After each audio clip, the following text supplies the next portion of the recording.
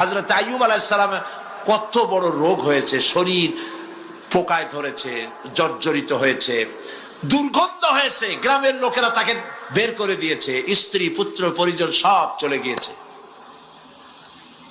এমনকি জিহ্বায় যখন পোকা ধরল, হযরত আইয়ুব আলাইহিস সালাম আল্লাহ রাব্বুল আলামিনের দরবারে ফরিয়াদ করলেন, আন্নী মাসানিয়াদ-দুররু ওয়া আনতা আরহামুর রাহিমিন। আয় আল্লাহ, আমি অসুস্থ হয়ে পড়েছি, আমি রোগাক্রান্ত হয়েছি, আর তোমার নাম রহমান রহিম, তুমি আমাকে রোগমুক্ত করো। হযরত আইয়ুব আলাইহিস সালাম আল্লাহর দরবারে ফরিয়াদ করলেন, রব্বুল আলামিন সারা শরীরে পোকায় জর্জরিত হয়ে গেছে, এখন আমার জিহ্বায় পোকা ধরেছে, মাবুদ গো আমি তোমার কাছে ফরিয়াদ করি, আমার জিহ্বায় পোকা দিও না, কারণ জিহ্বাটাও যদি নষ্ট হয়ে যায় তাহলে তোমার মতো আল্লাহর জিকির আমি কি দিয়া করব। হযরত আইয়ুব আলাইহিস সালাম আল্লাহ পাকের কাছে যখন এ ধরনের ফরিয়াদ জানালেন, রব্বুল আলামিন তাকে তার রোগ মুক্ত করে দিলেন, তার স্ত্রী পুত্র সব আল্লাহ রব্বুল আলামিন ফিরাইয়া দিলেন। সুবহানাল্লাহ। সুতরাং মুমিন ব্যক্তি, কোরআন শরীফে সব আছে, কোরআনের মতো শ্রেষ্ঠ ওয়াজের কিতাব পৃথিবীতে আর শুধু বোঝার দরকার। যত বড় বিপদ আসুক, কোন বিপদে মুমিন ধৈর্য হারাবে না। হযরত ইয়াকুব আলাইহিস সালামের ছেলে ইউসুফ আলাইহিস সালামকে যখন তিনি হারায় ফেললেন, তিনি অধৈর্য হয়ে গেছিলেন নাকি? অধৈর্য হন নাই। কারণ আমি আমার বক্তৃতার সূচনায় বলেছি, আমরা কল্যাণ বুঝি না, অকল্যাণও বুঝি না। কোন বিপদ আসতে পরে আমরা হয়রান হয়ে যাই, কিন্তু বিপদের মধ্যে কল্যাণ আছে আমরা তা বুঝতে পারি না। কথা বুঝে আসছে? হযরত ইউসুফ আলাইহিস সালামকে কুয়ার ভিতরে ফেলে দেওয়া হলো। 11 ভাই মনে করেছে কুয়ার ভিতরে ফেলে দিয়া ইউসুফ আলাইহিস সালামকে মেরে ফেললাম, কিন্তু তারা বোঝে নাই আসল কামটা কি হয়েছে। এটা তো কুয়া নয়, এটা একটা টানেল, এটা একটা সুড়ঙ্গ। একদিকে কেনান হলো তার এক মুখ, ওই সুড়ঙ্গের এক মুখ হলো কেনানের। কেনান ইউসুফ আলাইহিস সালামকে ফেলে দেওয়া হলো কুয়ার ভিতরে মারার জন্য, কিন্তু আল্লাহ পাকের ইচ্ছা ইউসুফ আলাইহিস সালাম মরবে না। এই টানেলের অপর প্রান্ত মিশরের সিংহাসনের টানেলের এপার দিয়া ইউসুফ আলাইহিস সালামকে ঢুকালেন, অপর প্রান্তে মিশরের সিংহাসনে ইউসুফকে আল্লাহ বসায়া দিলেন। হযরত ইয়াকুব ছেলের জন্য অধৈর্য হলেন না। যখন তিনি খবর পেলেন ছেলে বাঘে খেয়ে ফেলেছে, তিনি তখন বলেছেন, ফাসাবরুন জামিলুন আসাল্লাহু আইয়াতিয়ানি বিহিম জামিআ ইন্নাহু হুয়াল আলিমুল হাকীম। ফাসাবরুন জামিল, আমি উত্তম ভাবে ধৈর্য ধারণ করলাম, এবং আমি বিশ্বাস করি আল্লাহ রাব্বুল আলামিন আমার হারানো সবকিছু আমাকে ফিরাই দিবেন। যখন হযরত ইউসুফ আলাইহিস সালাম প্রেসিডেন্ট হয়েছেন মিশরের, 11 ভাই গেল সেখানে সাহায্য আনার জন্য। সেই ঘটনা তো শোনাবো না, এমনি বলে যাচ্ছি। এরপরে তিনি তাদেরকে পরিচয় দিলেন, ওরা ভয় পেয়ে গেল। তিনি বললেন, ভয়ের কোনো কারণ নাই, লা তাসরিবা আলাইকুমুল ইয়াউম, আজকে আমি কোনো প্রতিশোধ তোমাদের নেব না। সুবহানাল্লাহ। এর নাম পয়গম্বর, এর নাম কি? আল্লাহর নবী। আমি আজকে কোনো প্রতিশোধ তোমাদের নেব না, তোমরা যাও। পিতার অবস্থা তিনি জানলেন, কাঁদতে কাঁদতে পিতার চোখ দুটো নষ্ট হয়ে গেছে। ইয়াকুব আলাইহিস সালাম, হযরত ইউসুফ আলাইহিস সালাম বললেন, যাও। নিজের জামাটা খুললেন, গায়ের জামা খুলে বললেন, ভাইরা আমার এই জামা নিয়ে যাও, আর আমার আব্বার চোখের উপরে এই জামাটা রেখে দিও। ছেলেরা যখন হযরত ইউসুফ আলাইহিস সালামের জামা নিয়ে মিশর থেকে রওনা করেছে, গল্প নয়, উপন্যাস নয়, আল্লাহ পাক এই কোরআন শরীফে সূরা ইউসুফে বলেছেন, জামা নিয়ে মিশর থেকে রওনা করেছেন। কোথায় মিশর আর কোথায় কেনান? কেনানে বসে হযরত ইয়াকুব আলাইহিস সালাম বলছেন, তোমরা যদি আমাকে মতিভ্রম পাগল যদি মনে না করো, তাহলে একটা কথা বলি, আমার নাকে এখন আমি ইউসুফের গন্ধ পেতেছি। হযরত ইউসুফ আলাইহিস সালামের জামা এনে ভাইরা যখন হযরত ইউসুফের চোখের উপরে রেখে দিলেন, হযরত ইয়াকুবের দুটো চোখ সাথে সাথে আল্লাহ ভালো করে দিলেন। ফাসাবরুন জামিল। ধৈর্য ধরো। ইমানদার ব্যক্তি আশার উপরে তার জীবন বাঁচে, কারণ যত বড় বিপদ আসুক না কেন আশ্রয় পাওয়ার একটা জায়গা আছে, তার নাম হলো আল্লাহ। নাম কি? বলেন আল্লাহ। হযরত ইউনূস আলাইহিস সালাম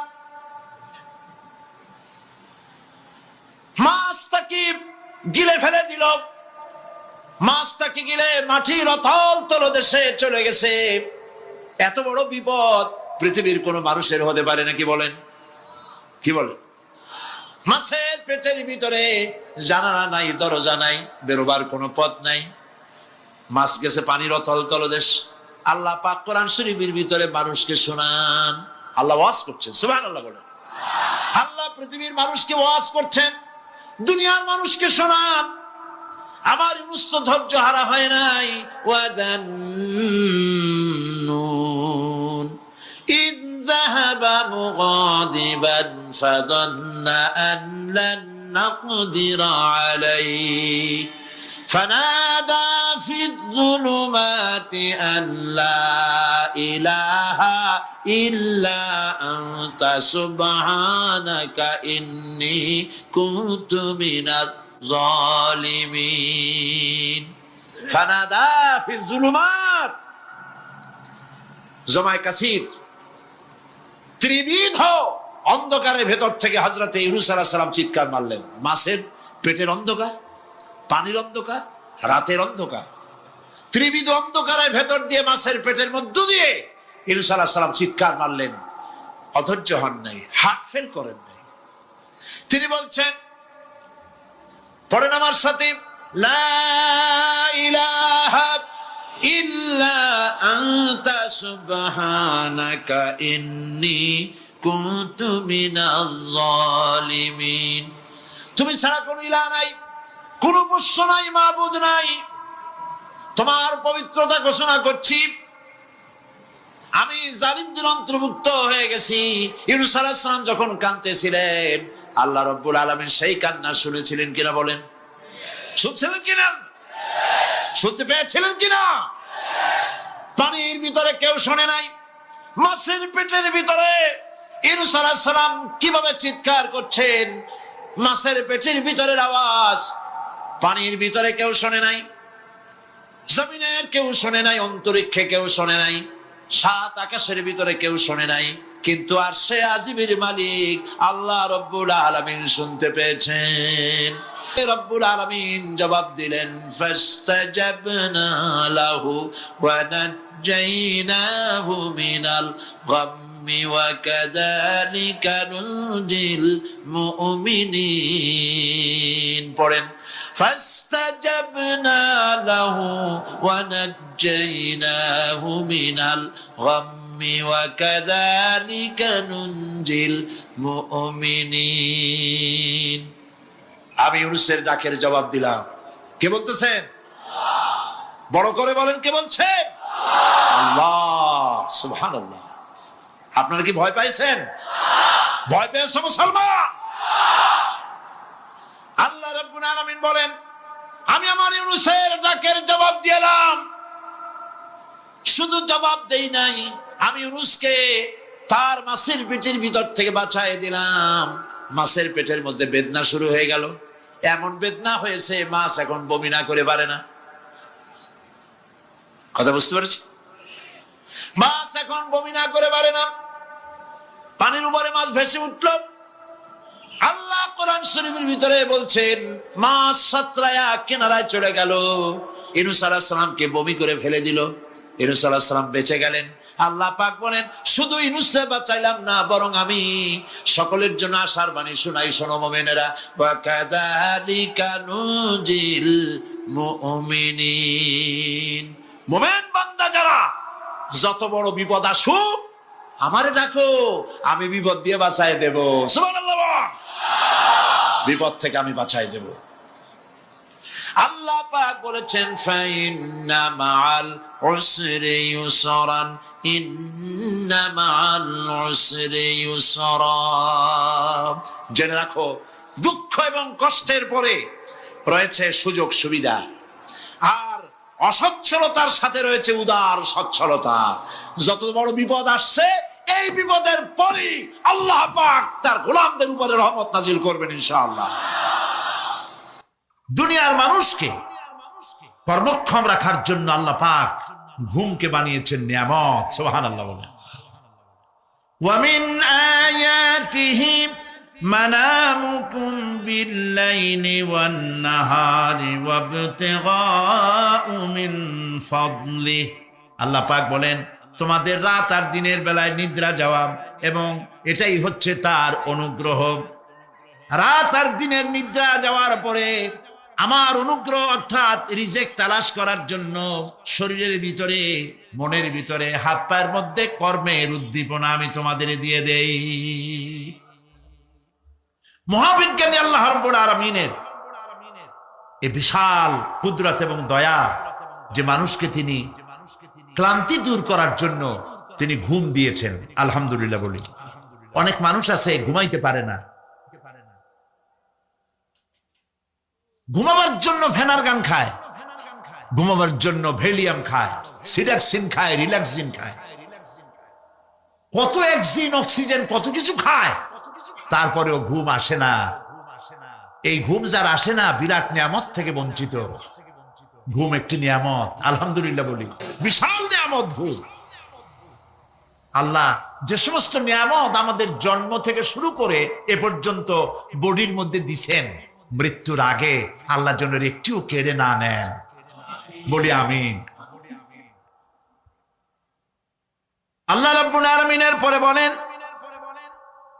وَجَعَلْنَا اللَّيْلَ لِبَاسًا وَجَعَلْنَا النَّهَارَ مَعَاشًا।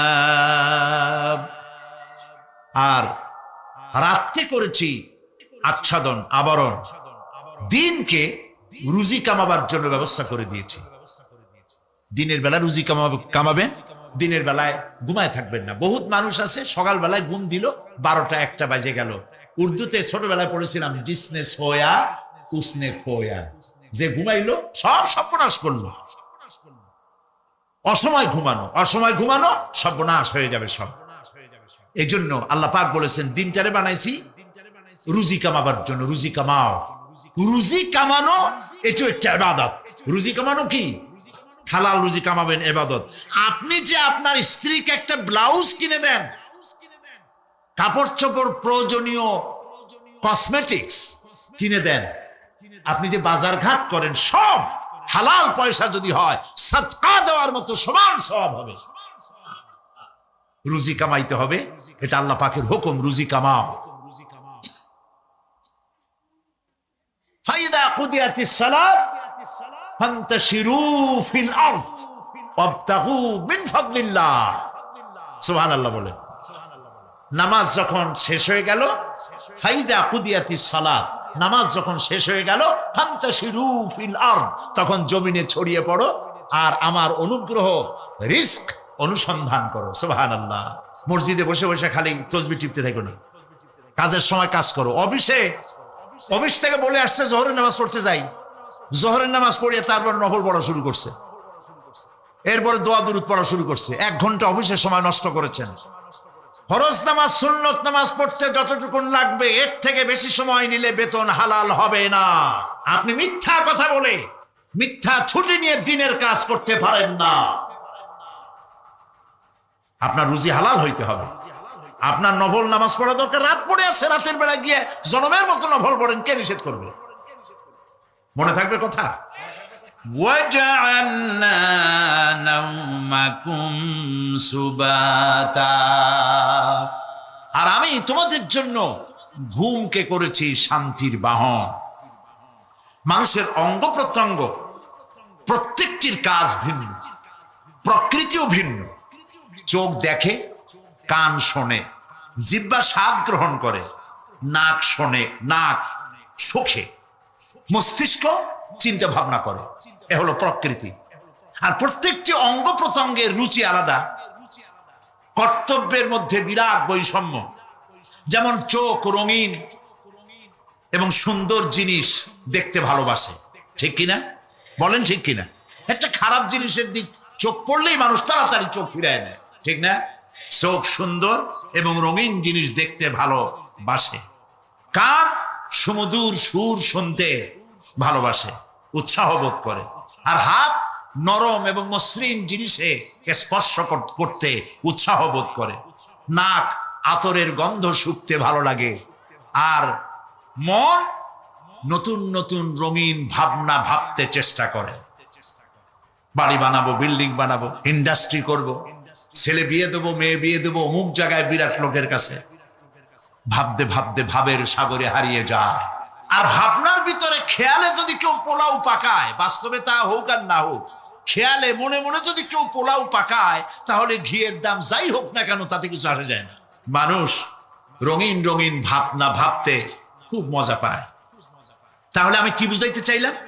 চোখের কাজ, নাকের কাজ, মুখের কাজ, কানের কাজ, মনের কাজ, প্রত্যেকটি অঙ্গ প্রত্যঙ্গে ভিন্ন ভিন্ন কাজ আছে, ভিন্ন ভিন্ন রুচি আছে। প্রিয় ভাই সব, হযরত ওমর ফারুক রাদিয়াল্লাহু তাআলা আনহু তিনি একবার মসজিদে নববীর মধ্যে দেখলেন ফজরের সময়, জোহরের সময় তিনি দেখলেন ফজরে যাদের দেখলাম এক জায়গায় বসা ৫-৭টা লোক, জোহরে তো তাদেরই দেখতেছি, আসরের সময় দেখলেন ওইখানে বসা, মাগরিবেও দেখলেন, এশায়ও দেখলেন।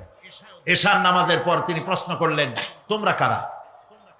বলল যে আমরা হলাম দূরের থেকে আসছি, মসজিদে নববী শ্রেষ্ঠ মসজিদ, এখানে বসে বসে আল্লাহর জিকির আজগার করি। তো আল্লাহর জিকির আজগার করো, নামাজ পড়ো, খাও কি? কাজে কিছু লোক আছে ওরা মেহেরবানি করে রান্না করে আনিয়া আমাদের খাওয়াইয়া যায়। হযরত ওমর ফারুক রাদিয়াল্লাহু তাআলা আনহু বললেন, তাহলে তো তোমার চাইতে, তোমরা যে কয়জন এখানে বসে ইবাদত করো, তোমাদের চাইতে ওই ব্যক্তি অনেক উত্তম যে নিজে রুজি কামাই করে তোমাদের খাওয়ায় যায়, তোমরা তো অলস। শুনে রাখো, নামাজের সময় ছাড়া আগামীকাল এই জায়গায় যদি বসা দেখি, ব্যাট মেরে বের করে দেবো মসজিদ নববী থেকে। ইসলাম কাজের প্রতি উদ্দীপনা দিয়েছে, ইসলাম কাজের ট্রেনিং দিয়েছে। সুবহানাল্লাহ বলে কাজ করো আর খাও, বসে বসে বাপের বোঝা হইও না। আমাদের দেশে বহু পোলাপান আছে বাপের হোটেলে খায় আর মসজিদে গিয়া ঘুমায়, খুব সহজ কাম। কেন এরকম করো বাবাজি? চাকরি পাই না। আচ্ছা চাকরি পাও না, চাকরি তো আমাদের দেশে এক সোনার হরিণ, অথর্ব মন্ত্রীর অথর্ব ভাগ্না চাকরি হয়ে যায়, কিন্তু ফার্স্ট ক্লাস ফার্স্ট হয়েছে এমএতে চাকরি হয় না। এটা দেশের কপাল, এটা দেশের দুর্ভাগ্য। কিন্তু চাকরি পাও নাই বলে বাপের ঘাড়ের বোঝা হয়ে থাকবা। বউতে তোমার ঘুম দেখা বউ একা একা কানবে, আল্লাহ কোন উল্লুকের সাথে বিয়ে হইল আমার, সারাদিন ঘুমায়। প্রিয় ভাই সব,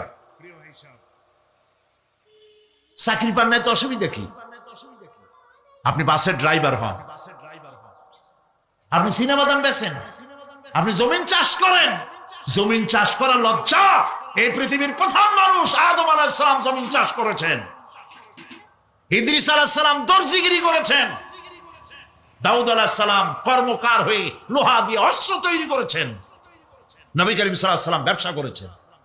কাজী বেকার যুবকদেরকে বলতে চাই, বাপ আর শ্বশুরের বোঝা হয়ে থাকার মতো লজ্জার জিনিস আর কিছুই নাই। বাপের কামাই খাওয়া লেখাপড়া শেখার পর তোমার জন্য জায়েজ নাই। কাজ করো, কাজের অভাব নাই, হালাল কাজ করো, রুজিতে আল্লাহ বরকত দিয়ে দিবে। আমার দেশের জমিন এত ভালো, বলার আগেই কোন সুবহানাল্লাহ। সার মার লাগে না, যেখানে সেখানে লাঙ্গল শাবলের দরকার নাই। আঙ্গুল দিয়ে মাটি খুঁচিয়া ঘরের কোনায় আঙ্গুল দিয়ে মাটি খুঁচিয়া কদুর বিচি লাগাই দেয়। 3 দিন পরে 2 পাতা, 6 দিন পর লতা, 10 দিন পর ফুল, 2 সপ্তাহের মাথায় কদু। সুবহানাল্লাহ। এই আল্লাহর দেওয়া এত সুন্দর কদু খাইয়া কয় সাদের লাউ বানাইলো বই রেখে, তো একটু আলহামদুলিল্লাহ কইল না। জমিন উর্বর, ওয়াজালা বাইনাকুম মাওয়াদ্দা, আর তোমাদের মধ্যে আল্লাহ পাক ভালোবাসা সৃষ্টি করেছেন। এই কথা বলার এর ব্যাখ্যা কি? ভালোবাসা সৃষ্টি করেছেন এর ব্যাখ্যা এরকম হতে পারে, কয়েক রকম। আমি যেটা জেনেছি সেটি হচ্ছে এরকম, ভালোবাসা সৃষ্টি হওয়ার তো কথা ছিল না, এক পর্যায়ে ভালোবাসা থাকবে কোন একটি বিশেষ সময়, বাকি সব সময় ঝগড়া হবে। এটাই হওয়া স্বাভাবিক ছিল। ধরুন মেয়ের বাড়ি চট্টগ্রাম, ছেলের বাড়ি বরিশাল। মেয়ে শুটকি খেতে খুব পছন্দ করে, ছেলের গন্ধ সহ্য করতে পারে না। ছেলে বলে খড়ে জাত দে, আর মেয়ে বলে খড়ে জাত দে, আর ছেলে বলে যে কমবে যাও।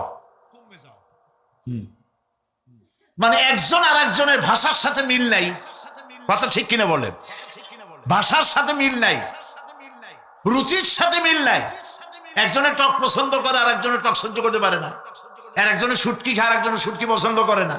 কাজী রুচি আর অভ্যাস ইত্যাদি দিয়ে সারাদিন স্বামী স্ত্রীর মধ্যে ঝগড়া হওয়া স্বাভাবিক ছিল, ঠিক না? আল্লাহ পাক বলেন সেখানে আমি এই স্বামী স্ত্রী যখন হয়ে যায় তখন দুজনের মধ্যে আমি ভালোবাসার সৃষ্টি করে দেই।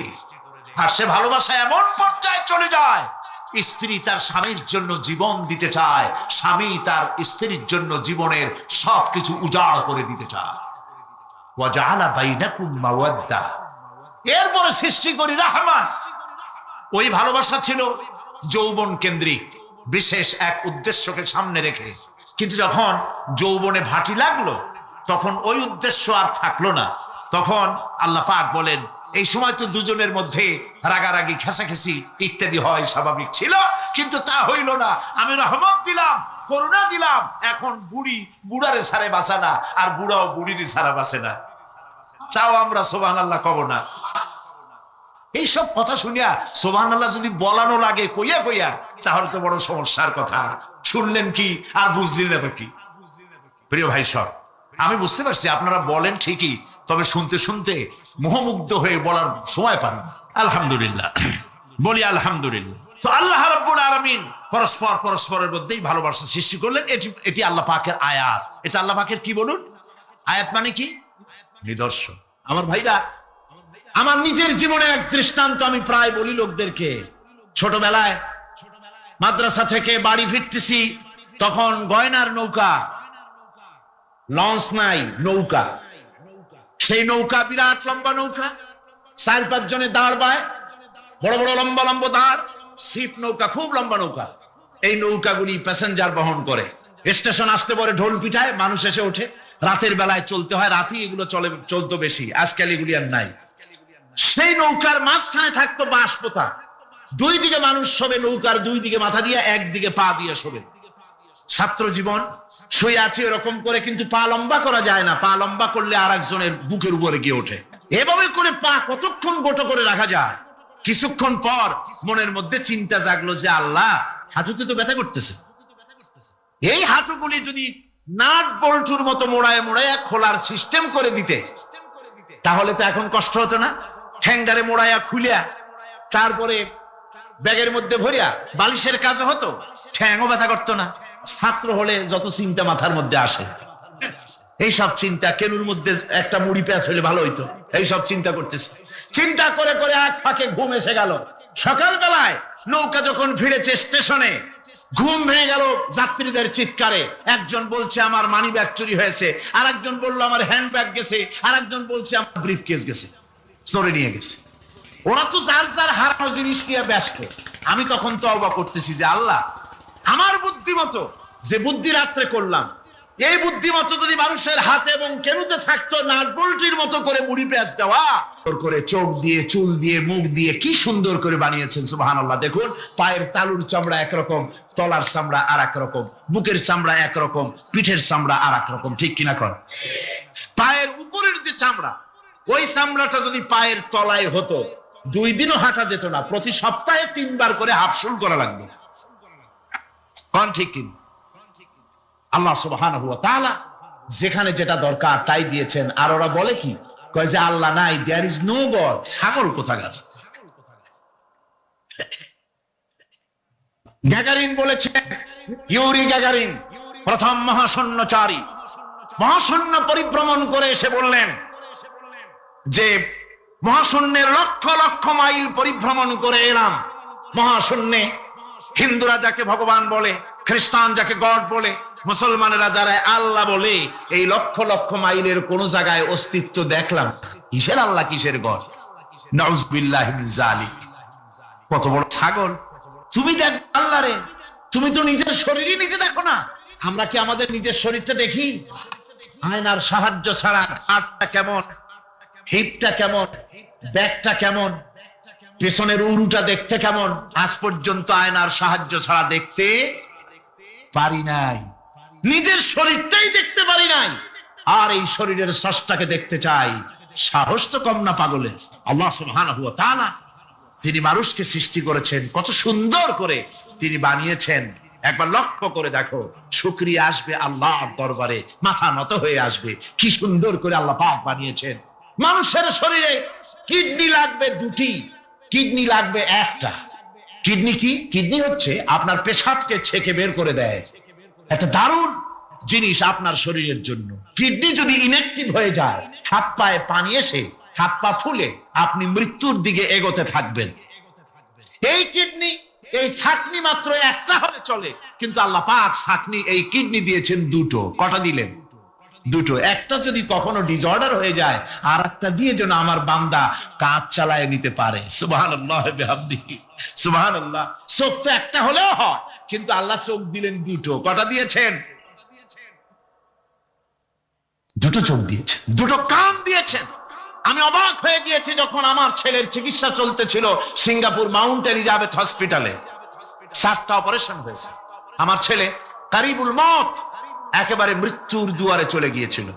7টি অপারেশন, 40 ব্যাগ রক্ত লেগেছে। 2.5 ফিট তার ইন্টেস্টাইন কেটে ফেলেছে, 2.5 ফিট খাদ্য নালী কেটে ফেলে দিয়েছে। আমি ডাক্তারকে জিজ্ঞেস করলাম, সার্জনকে, 2.5 ফিট তার খাদ্য নালী তুমি কেটে ফেললে, তা আমার এই ছেলে খেয়ে হজম করবে কি করে? তার খাওয়াটা হয় প্রবলেম হবে না? ডাক্তার আমাকে যা বলল, শোনা মাত্র আমার চোখে পানি এসে গেল। ডাক্তার বলল, তুমি জানো না, আমি তো মাত্র 2.5 ফিট কেটেছি। তোমার স্রষ্টা, এই পৃথিবীর স্রষ্টা মানুষ যিনি সৃষ্টি করেছেন, প্রত্যেক মানুষের পেটের ভিতরে এই খাদ্য নালীকে রব্বুল আলামিন 22 ফিট লম্বা করেছেন। আমি তো মাত্র 2.5 ফিট কেটেছি। কোন প্রয়োজনে যদি কাটতে কাটতে আরো কাটা হয়, 10 ফিটও কাটা হয়, কষ্ট হবে না। সুবহানাল্লাহ বিহামদিহি। তার শ্বাস নেওয়ার জন্য, প্রশ্বাস নেওয়ার জন্য কি ব্যবস্থা আল্লাহ পাক করেছেন। মানুষের হার্ট বিট হচ্ছে, এটাকে হার্ট বিট যেটা হয়, সংকোচন সম্প্রসারণ। এই যে মানুষ, ডাক্তাররা বলে রোগী হার্ট অ্যাটাক করেছে, হার্ট অ্যাটাক করেছে। হার্ট অ্যাটাক করলো, অ্যাটাকটা কি? অ্যাটাকটা হচ্ছে সংকোচন সম্প্রসারণ, সংকোচন সম্প্রসারণ, এরকম হচ্ছে। ফট করে এটা অ্যাটাক করলো, আর যদি ছেড়ে না দেয়, এটাই অ্যাটাক করা, এটাই তার জীবনটা শেষ হয়ে যাওয়া। ডাক্তাররা বলেছেন যে মানুষের শরীরের সবকিছু চিন্তা করে, গবেষণা করে বহুত কিছু বুঝেছি, কিন্তু হার্টটা এরকম পাঞ্চিং কেন করে, এই জিনিস আজও পর্যন্ত আমাদের মাথায় ঢোকে নাই। সুবহানাল্লাহ।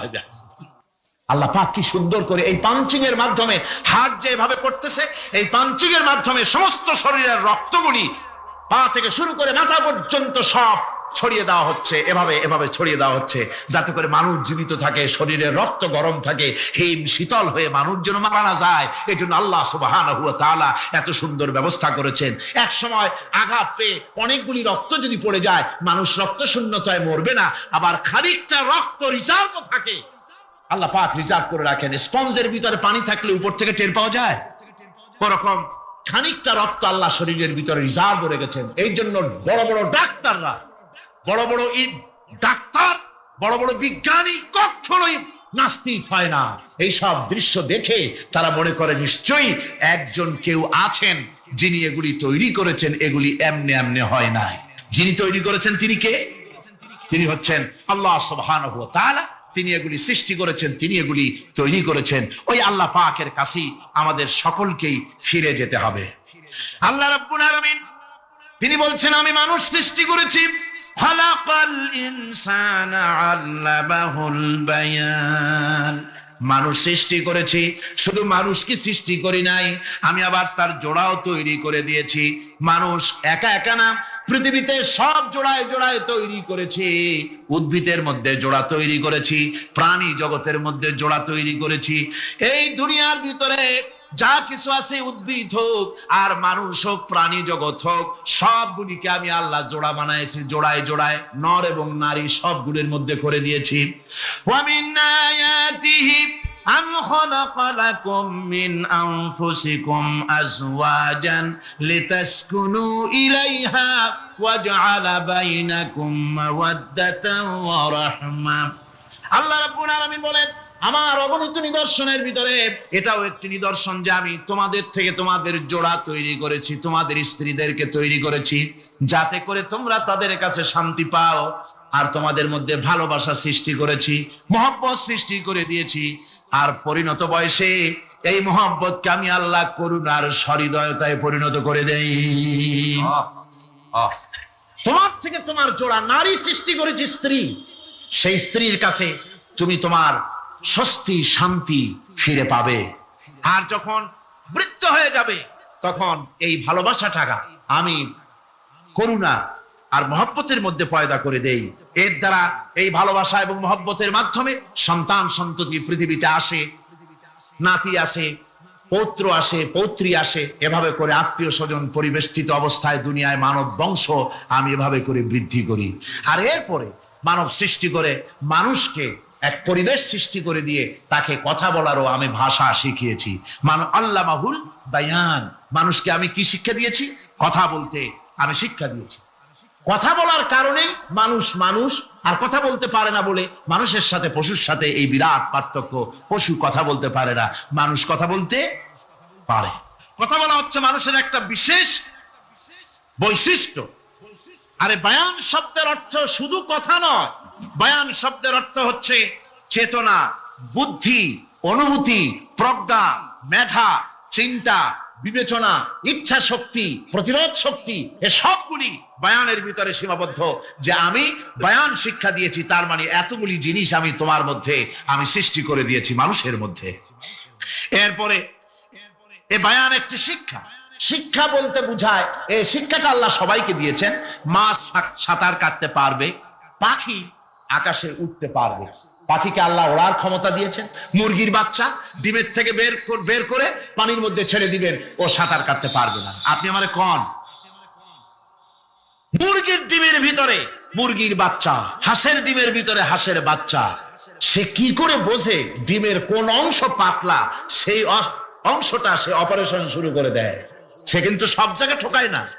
ওই ডিমের পর্দার ভিতরে একটা অংশ আছে পাতলা, সামান্য পাতলা, সেই পাতলা অংশ সে ঠুক করে একটুখানি অপারেশন করে, পর্দাটা ফেটে যায়, সেখান থেকে সে বেরিয়ে আসে। কে শিখালো যে এই জায়গায় ঠুক করে আওয়াজ কর, বেরোতে পারবি?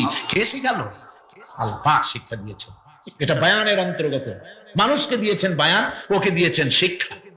হাঁসের বাচ্চা পানির ভিতরে ছেড়ে দিলে ওকে সাঁতার কাটতে হবে, কে শিখালো? আল্লাহ পাক। বাতাসে পাখিরা উড়ে বেড়ায় ডানা মেলে। আওয়ালাম ইয়ারাউ ইলা তায়রি সাফাতিন ওয়া ইয়াকবিদনা মা ইউমসিকুহুন্না ইল্লার রহমান। দেখে নাকি তারা পাখিটি কেমন? মেলি দুটি লঘু ডানা, উড়িয়া বেড়ায় শূন্যের পরে নাহি তার কোনো মানা। আবার সে ডানা গুটাইয়া চলে কিন্তু পড়ে না তবু, বলকে বাতারে শূন্যে রাখিছে ভিন্ন সে এক প্রভু। প্লেনের মতো, এরোপ্লেনের মতো দেখছেন না পাখিগুলি এরকম এরকম করে ওড়ে। আবার কখনো উঠতে গিয়ে আর ডানা দোলায় না, দুটো ডানা শরীরের সাথে মিশাইয়া একেবারে রকেটের মতো উড়ে চলে যায়, কিন্তু পড়ে যায় না।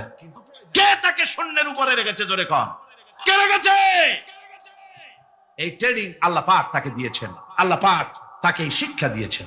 এই শিক্ষা, পানিতে সাঁতার কাটবে মাছ, বায়ুতে ভেসে বেড়াবে পাখি, তারপরে মানুষের চোখের পলক পড়বে, পাকস্থলী হজম করবে, এসব শিক্ষা আল্লাহই দিয়েছেন। প্রত্যেকটা জিনিসকে সৃষ্টি করেছেন, আর তার কাজটাও কিভাবে হবে তাও আল্লাহ পাক শিখিয়ে দিয়েছেন।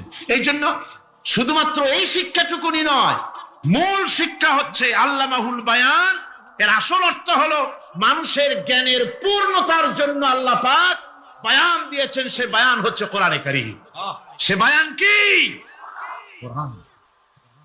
এই কোরআন হচ্ছে মানুষের জ্ঞানের পূর্ণতা। কোরআন দিয়েই মানুষের জ্ঞান পরিপূর্ণ হয়। ওমা উতীতুম মিনাল ইলমি ইল্লা কালিলা। তোমাদেরকে খুব সামান্যতম জ্ঞান দেওয়া হয়েছে। আসল জ্ঞানের মালিক কে? আল্লাহ সুবহানাহু ওয়া তাআলা। আল্লাহ রাব্বুল আলামিন বলেন আশ-শামসু ওয়াল কমারু বিহুসবানিন ওয়ান নাজমু ওয়াশ-শাজারু ইয়াসজুদান।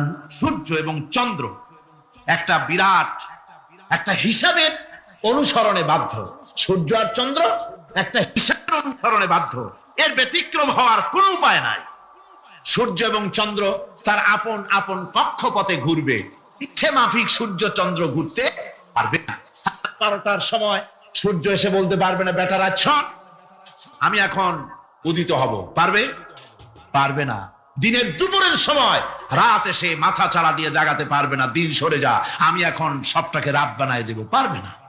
চন্দ্র এবং সূর্য একটা নির্ধারিত একটা হিসাবের অনুসরণে তারা রয়েছে, আর এই হিসাবের নিয়ম, কঠোর হিসাবের নিয়মতান্ত্রিকতার ভেতরে থাকার কারণেই মানুষের জন্য চন্দ্র, মাস, বছর ইত্যাদি গণনা মানুষের জন্য আল্লাহ সহজ করে দিয়েছেন। আল্লাহ পাকের নবীর কাছে জিজ্ঞাসা করা হচ্ছে ওয়ায়াসআলুনাকা আনিল আহিল্লাম, নবী আপনাকে প্রশ্ন করা হয় চাঁদ সম্পর্কে। কাফেররা প্রশ্ন করেছে চাঁদের ক্রমবর্ধমান ক্রমহ্রাস কেন, চাঁদ বাড়ে কেন, কমে কেন, আপনারে জিজ্ঞাসা করা হয়, আপনি জবাবে বলুন কুল হিয়া মাওয়াকিতু লিন্নাস, বলুন এ চাঁদ হচ্ছে মাস, দিন, বছর গণনা করার জন্য, গোটা পৃথিবীবাসীর জন্য আমি একটা স্থায়ী ক্যালেন্ডার আকাশে ঝুলায় রাখছি। জোরে কোন সুবহানাল্লাহ। বিনা পয়সার ক্যালেন্ডার কে ঝুলায় রাখছেন? আল্লাহ সুবহানাহু ওয়া তাআলা, তিনি ঝুলিয়ে রেখেছেন এই ক্যালেন্ডারকে। আর এই চন্দ্র সূর্য নিজের ইচ্ছা মাফিক চলতে পারে না। আল্লাহ পাক কোরআনে কারিমে বলেছেন আফা গায়রা দীনিল্লাহি ইয়াবগুন ওয়া লাহু আসলামা মান ফিস সামাওয়াতি ওয়াল আরদি তাওআন ওয়া কারহা। তোমরা কি আমার দেওয়া জীবন ব্যবস্থা ছেড়ে দিয়ে মানুষের তৈরি করা, অন্যের তৈরি করা মতবাদ গ্রহণ করতে চাও? ওয়ালাহু আসলামা মান ফিস সামাওয়াতি ওয়াল আরদ, অথচ আকাশে যা কিছু আছে, জমিনে যা কিছু আছে, সব আমার কি করছে? আমার হুকুম মেনে, আমার আনুগত্য করে তারা চলছে, আনুগত্যের সামনে মস্তক অবনত করে দিয়েছে। তাই তো আমরা দেখতে পাই তাল গাছে কোনোদিন বেল হয় না। হয়? তাল গাছে বেল হয়? নারকেল গাছে আম হয়? নিম গাছে লিচু হয়? হয় না। আল্লাহর সুন্নতের ভিতরে কোনো পরিবর্তন পাওয়া যাবে না। দেখুন বঙ্গোপসাগরের পানি মিষ্টি না নোনা? সবাই বলুন মিষ্টি না নোনা? বঙ্গোপসাগরের নোনা পানি জোয়ারের টানে এই বঙ্গোপসাগরের নোনা পানিগুলি পদ্মা, মেঘনা, যমুনার ভিতরে প্রবেশ করে মিষ্টি পানির ভিতরে, আবার ভাটির টানে পদ্মা, মেঘনা, যমুনার পানিগুলি, মিষ্টি পানিগুলি নোনা পানির মধ্যে গিয়া ঢোকে। মাঝখানে কোনো পার্টিশন নাই। নোনা পানি মিষ্টি পানির এলাকাকে নোনা বানাতে পারে না, আবার মিষ্টি পানিগুলি গিয়া নোনা পানিগুলিরে মিষ্টি বানাইতে পারে না। কার হুকুম পালন করে? কার হুকুম? النجم والشجر يسجدان والسماء رفعها ووضع الميزان। তারকা, বৃক্ষরাজি সব সেজদায় রত। তারাই সেজদা দেয় কারে? কারে সেজদা দেয়? চাঁদ সেজদা করে কাকে? সূর্য করে কাকে? গাছপালা করে কারে? আল্লাহ পাককে সেজদা করে সবাই। সমস্ত সৃষ্টি জগতের কাজ হলো তিনটা। সৃষ্টি জগতের কাজ কয়টা? তিনটি কাজ। একটা কাজ হচ্ছে সৃষ্টি জগৎ মহান আল্লাহর উদ্দেশ্যে সিজদা করবে, তার হামদ করবে, তার তাসবিহ করবে। তিনটা কাজ। সেজদা আমাকে সিজদা করে, তারকা সমূহ, চন্দ্র, সূর্য সব আমাকে সিজদা করে। ওয়ালিল্লাহি ইয়াসজুদু মা ফিস সামাওয়াতি ওয়া মা ফিল আরদ من دابة والملائكة وهم لا يستكبرون। আকাশ এবং জমিনে যা কিছু আছে আমার সিজদা করে। আমার সিজদা থেকে কেউ অহংকার করে না, অহমিকতা করে না। আমার সিজদা থেকে কেউ ফিরে যায় না, সবাই আমাকে সিজদা করে। সুতরাং ও মানুষ, আমার দরবারে সিজদায় মাথা নত করে দাও। সবগুলি আমার সামনে সিজদা করতেছে। আলাম তারা আন্নাল্লাহা ইয়াসজুদু লাহু মান ফিস সামাওয়াতি ওয়া মান ফিল আরদ। والشمس والقمر والنجوم والجبال والشجر والدواب وكثير من الناس আল্লাহ পাক বলছেন আকাশ এবং জমিনে যা আছে সব আমাকে সেজদা করছে, চাঁদে, সূর্যতে, গাছপালায়, পাহাড় পর্বতে, সবকিছু, সমস্ত প্রাণী জগৎ পর্যন্ত, চতুষ্পদ জন্তুগুলি পর্যন্ত আমি আল্লাহকে সেজদা করে। সুবহানাল্লাহ। আল্লাহ রাব্বুল আলামিন এবার বলেন ওয়াল আরদা ওয়াদাহা লিল আনাম ফিহা ফাকিহাতু ওয়ান নাখলু যাতুল আকমাম। আল্লাহ পাক বলছেন পৃথিবীকে তিনি সমস্ত সৃষ্টির জন্য এই পৃথিবী বানিয়েছেন। আনাম, আনাম শব্দের অর্থ হচ্ছে জীব, জানদার।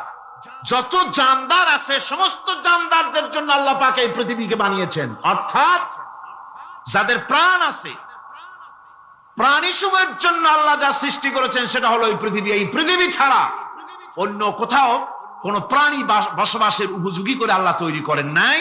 এই পৃথিবীটা কি আল্লাহ পাক প্রাণীদেরকে বসবাসের উপযোগী করে তৈরি করেছেন। তারপরে বলছেন পৃথিবী তো তৈরি করলাম, এরপরে আমি তাদের সমস্ত খাবার দাবারের ব্যবস্থাও করেছি। খেজুরগুলিকে আমি প্যাকেট করে তোমাদের সামনে দিয়েছি, আচ্ছাদন দিয়ে দিয়েছি।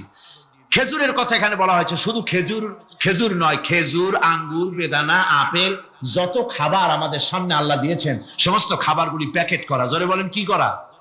প্যাকেট করা। কি মহব্বত করে আল্লাহ দিয়েছেন। কলা বলেন, তাল বলেন, বেল বলেন, সব খাবারগুলিকে আল্লাহ পাক প্যাকেট করে মানুষের সামনে হাজির করেছেন। কারণ ওয়ালাকাদ কাররামনা বানি আদমা, যেহেতু আদম সন্তানকে আমি সম্মানিত করেছি, তাই আদম সন্তানের সামনে, ভদ্র সম্মানিত মেহমানের সামনে যত খাবার দিলাম সব খাবারগুলিকে আমি গুছিয়ে সুন্দর করে সাজিয়ে আমি কভার করে তোমার সামনে পেশ করেছি। ওয়াল হাবযুল আসফি ওয়ার রাইহান, এরপরে দানা দিয়েছি, ভুসি দিয়েছি। দানা হচ্ছে মানুষের খাবার, ভুসি হচ্ছে পশুর খাবার। এই মানুষের খাবার, পশুর খাবার সবকিছু আমি পরিবেশন করেছি। এরপর আল্লাহ বলছেন ফাবিআইয়ি আলা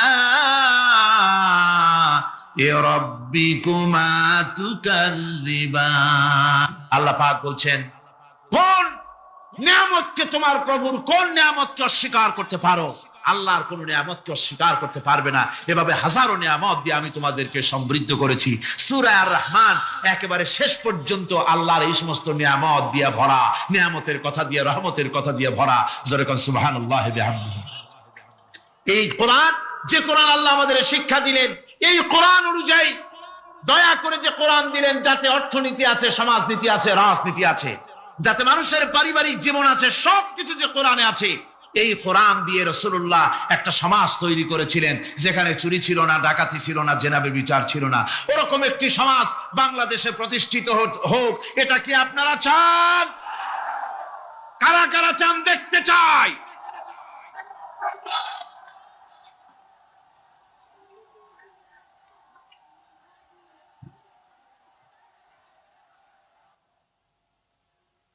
আলহামদুলিল্লাহ। সবাই কোন আলহামদুলিল্লাহ। আদব রক্ষা করুন, আদব রক্ষা করুন। তাড়াতাড়ি বসুন, তাড়াতাড়ি। আলহামদুলিল্লাহ। আমি বুঝছি ওই এক বুড়ি আছাড় খেয়ে পড়ে গেছিল, বললো যে পড়লাম যখন তুমি একটু পান খায়নি, মানে স্লোগানের সুযোগ যখন পাইলাম একটু দাঁড়ায় কোমরটা সোজা করে নি। মন্দ না, ভালোই করেছে। আল্লাহ পাক বলছে খলাকাল ইনসানা আল্লামাহুল বায়ান, আমি মানুষকে সৃষ্টি করেছি। দেখো তোমার নিজের দিকে তাকাও। ফালয়ানজুরিল ইনসানু মিম্মা খুলিক, কিভাবে মানুষ তোমাকে সৃষ্টি করা হলো একবার তাকায় দেখো, তোমার শরীরের দিকে একটু তাকায় দেখো তো কেমনে আমি বানাইলাম, কিভাবে তৈরি করলাম, লক্ষ্য করো। এই যে মাথা, এই মাথাটার ভিতরে আছে মগজ, ব্রেন। বিজ্ঞানীরা বলেছেন এতে 1000 মিলিয়ন নার্ভ সেলস আছে এর মধ্যে। 1000 মিলিয়ন নার্ভ সেল। সেল হচ্ছে CELL, সেল। সেল মানে কোষ। এই 1000 অনুভূতি কোষ, 1000 মিলিয়ন অনুভূতি কোষ রয়েছে মাথার ভেতরে। মস্তিষ্কের এসব কোষগুলি, এসব সেলগুলি, তার মধ্যে আবার আছে নার্ভ ফাইবার, অর্থাৎ সূক্ষ্ম সূক্ষ্ম নার্ভ সুতা সমগ্র শরীরের মধ্যে তা ছড়িয়ে দেওয়া আছে। এই সূক্ষ্ম সুতার মাধ্যমে ঘন্টায় 70 মাইল বেগে শরীরের প্রত্যেকটা অঙ্গ প্রত্যঙ্গের খবর মস্তিষ্কের মধ্যে চলে যায়। সুবহানাল্লাহ ওয়া বিহামদিহি। আপনার পায়ে যদি কাটা ফোটে, শরীরে যদি ব্যথা লাগে, ঘন্টায় 70 মাইল বেগে সূক্ষ্ম সূক্ষ্ম যে তারগুলি আল্লাহ দিয়েছেন, ওই তারের মাধ্যমে আপনার মাথায় চলে যায়। মস্তিষ্কে গেলে পরে তড়িৎ গতিতে সিদ্ধান্ত হয় কাটা তুলতে হবে। অথবা একটা সাপ দেখেছেন, সাপ প্রথম চোখ দিয়ে দেখলেন, চোখ, এই চোখের ভিতরে আপনার 130 মিলিয়ন লাইট রিসেপ্টর আছে, অর্থাৎ বিভিন্ন দৃশ্যকে, ছবিকে ক্যাচ করার মতো 130 মিলিয়ন লাইট রিসেপ্টর গ্রহণযোগ্য মেশিন রয়েছে চোখের ভিতরে। চোখ দিয়ে সাপ দেখলেন, চোখের ভিতরে রয়েছে আবার অসংখ্য তার। এই অসংখ্য তার ব্রেনের সঙ্গে জুড়ে দেওয়া আছে। চোখ সাপ দেখলো, 70 মাইল বেগে প্রতি ঘন্টায় এই খবর তড়িৎ প্রবাহের মতো মস্তিষ্কের ভেতরে চলে গিয়েছে। মস্তিষ্ক সঙ্গে সঙ্গে ডিসিশন দিচ্ছে, দৌড় মারো, অথবা লাঠি হাতে নাও, অথবা যে কোনো একটা পজিশন তাকে সাথে সাথে সিদ্ধান্ত দিয়ে দিচ্ছে। জোরে বলেন সুবহানাল্লাহ। এই অনুভূতি শক্তি যদি আল্লাহ পাক না দিতেন মানুষের শরীরে, পায়ের মধ্যে পাথর ঢুকলে, কাটা তো কাটা, পাথর ঢুকলেও টের পাইতাম না। আল্লাহ পাক এই ব্যবস্থা করে দিয়েছেন মস্তিষ্কের মধ্যে এতগুলি সেল, প্রত্যেকটা সেলের আলাদা আলাদা কাজ। সুখ, দুঃখ, ভালোবাসা, মোহাব্বত, আনন্দ, স্বাদ ইত্যাদি জিনিসের অনুভূতি মস্তিষ্কের ভেতর থেকেই হয়। এখানে সেগুলি রেখে দেওয়া হয়েছে। তারপরে রয়েছে এই মস্তিষ্কের ভেতরে মেমোরি, স্মৃতি, স্মৃতি শক্তি। দেখুন টেপ রেকর্ডার, টেপ রেকর্ডারে ওয়াজগুলি রেকর্ড হচ্ছে, তাফসীর রেকর্ড হচ্ছে। কিছুদিন পর ওই রেকর্ডের উপরে আর একটা কথা যদি উঠান, তাহলে প্রথম কথা থাকবে? প্রথম গান বা ওয়াজ থাকবে? নষ্ট হয়ে যাবে। কিন্তু আল্লাহ রাব্বুল আলামিন আপনার আমার মাথার ভিতরে এমন এক ফিতা দিয়ে দিয়েছেন, এমন একটা মেমোরি ফিতা দিয়েছেন, যেই ফিতার ভিতরে হাজার হাজার, লক্ষ লক্ষ, কোটি কোটি সমস্ত কথাগুলি ধরবে, আপনি মুখস্থ করতে পারবেন। আগে যা মুখস্থ করেছেন, পরে মুখস্থ করলে পরে আগেরটা মুছে যাবে না। সুবহানাল্লাহ ওয়া বিহামদিহি।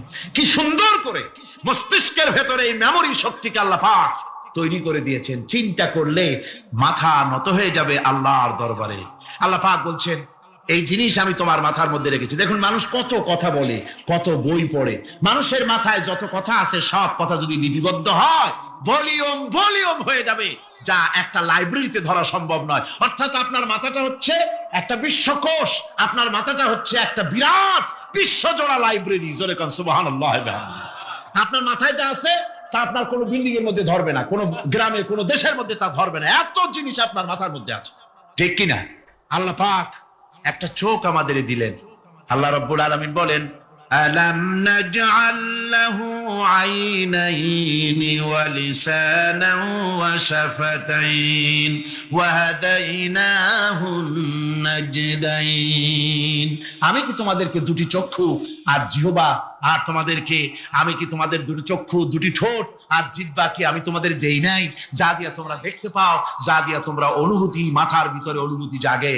এই যে দুটো চোখ দিলাম, সুবহানাল্লাহ, সুবহানাল্লাহ বলেন। দুটি চোখ আছে বলে এই সুন্দর পৃথিবী দেখতে পাই।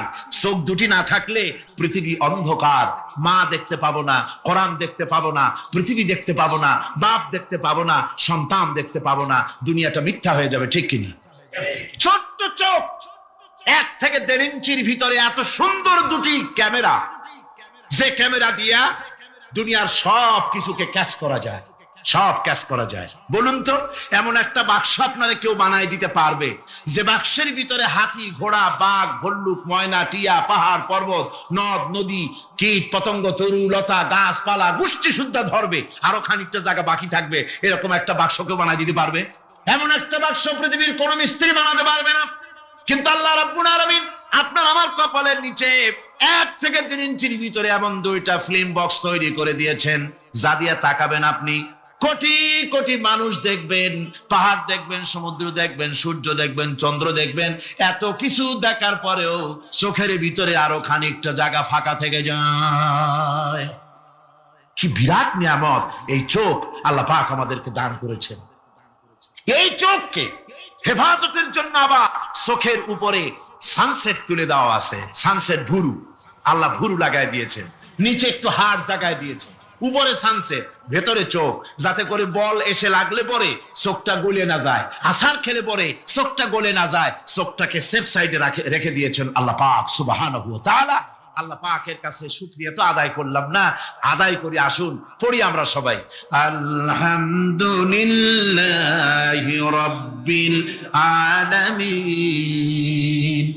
আল্লাহ পাক বলেন খাদ্য দ্রব্যের স্বাদ এক জিহ্বা দিয়ে আল্লাহ রব্বুল আলামিন নেওয়ার তৌফিক দিলেন। খালাকাল ইনসান, কি সুন্দর করে মানুষ বানালাম। দেখিস না, শুকরিয়া আদায় করিস না, এগুলি দেখবি আর শুকরিয়া আদায় করবি কি সুন্দর করে আমি আল্লাহ তোমাকে সৃষ্টি করেছি। শুধু তাই নয়, আল্লাহ পাক বলেন ইয়া আইয়ুহাল ইনসানু মা গাররাকা বিরাব্বিকাল কারীম। ও মানুষ, কোন জিনিস তোমাকে ধোঁকায় ফেলে দিল? তোমার মহান প্রভুর ইবাদত থেকে, গোলামি থেকে কোন জিনিস তোমারে ধোঁকায় ফেলে দিল? কেন ধোঁকায় পড়ে গেলে?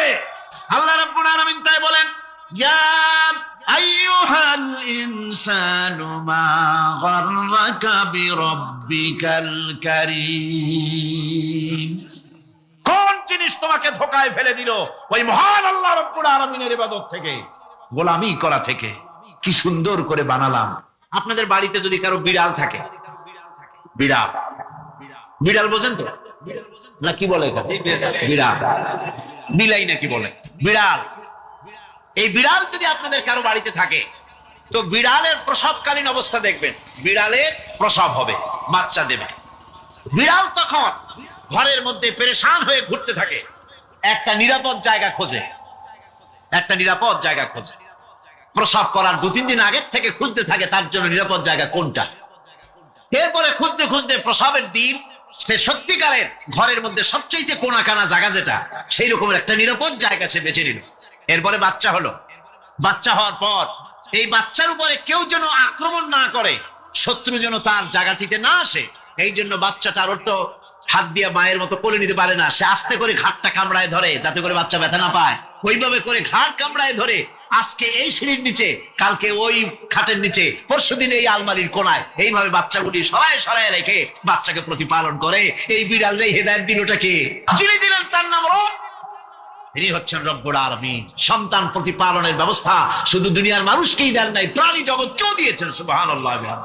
বলেন, মুরগির বাচ্চা হলো, ডিমের থেকে বাচ্চা বেরোলো। এই বাচ্চাগুলি হয়েছে গতকাল। আজকে বাচ্চাগুলি আদার খাচ্ছে মায়ের সাথে।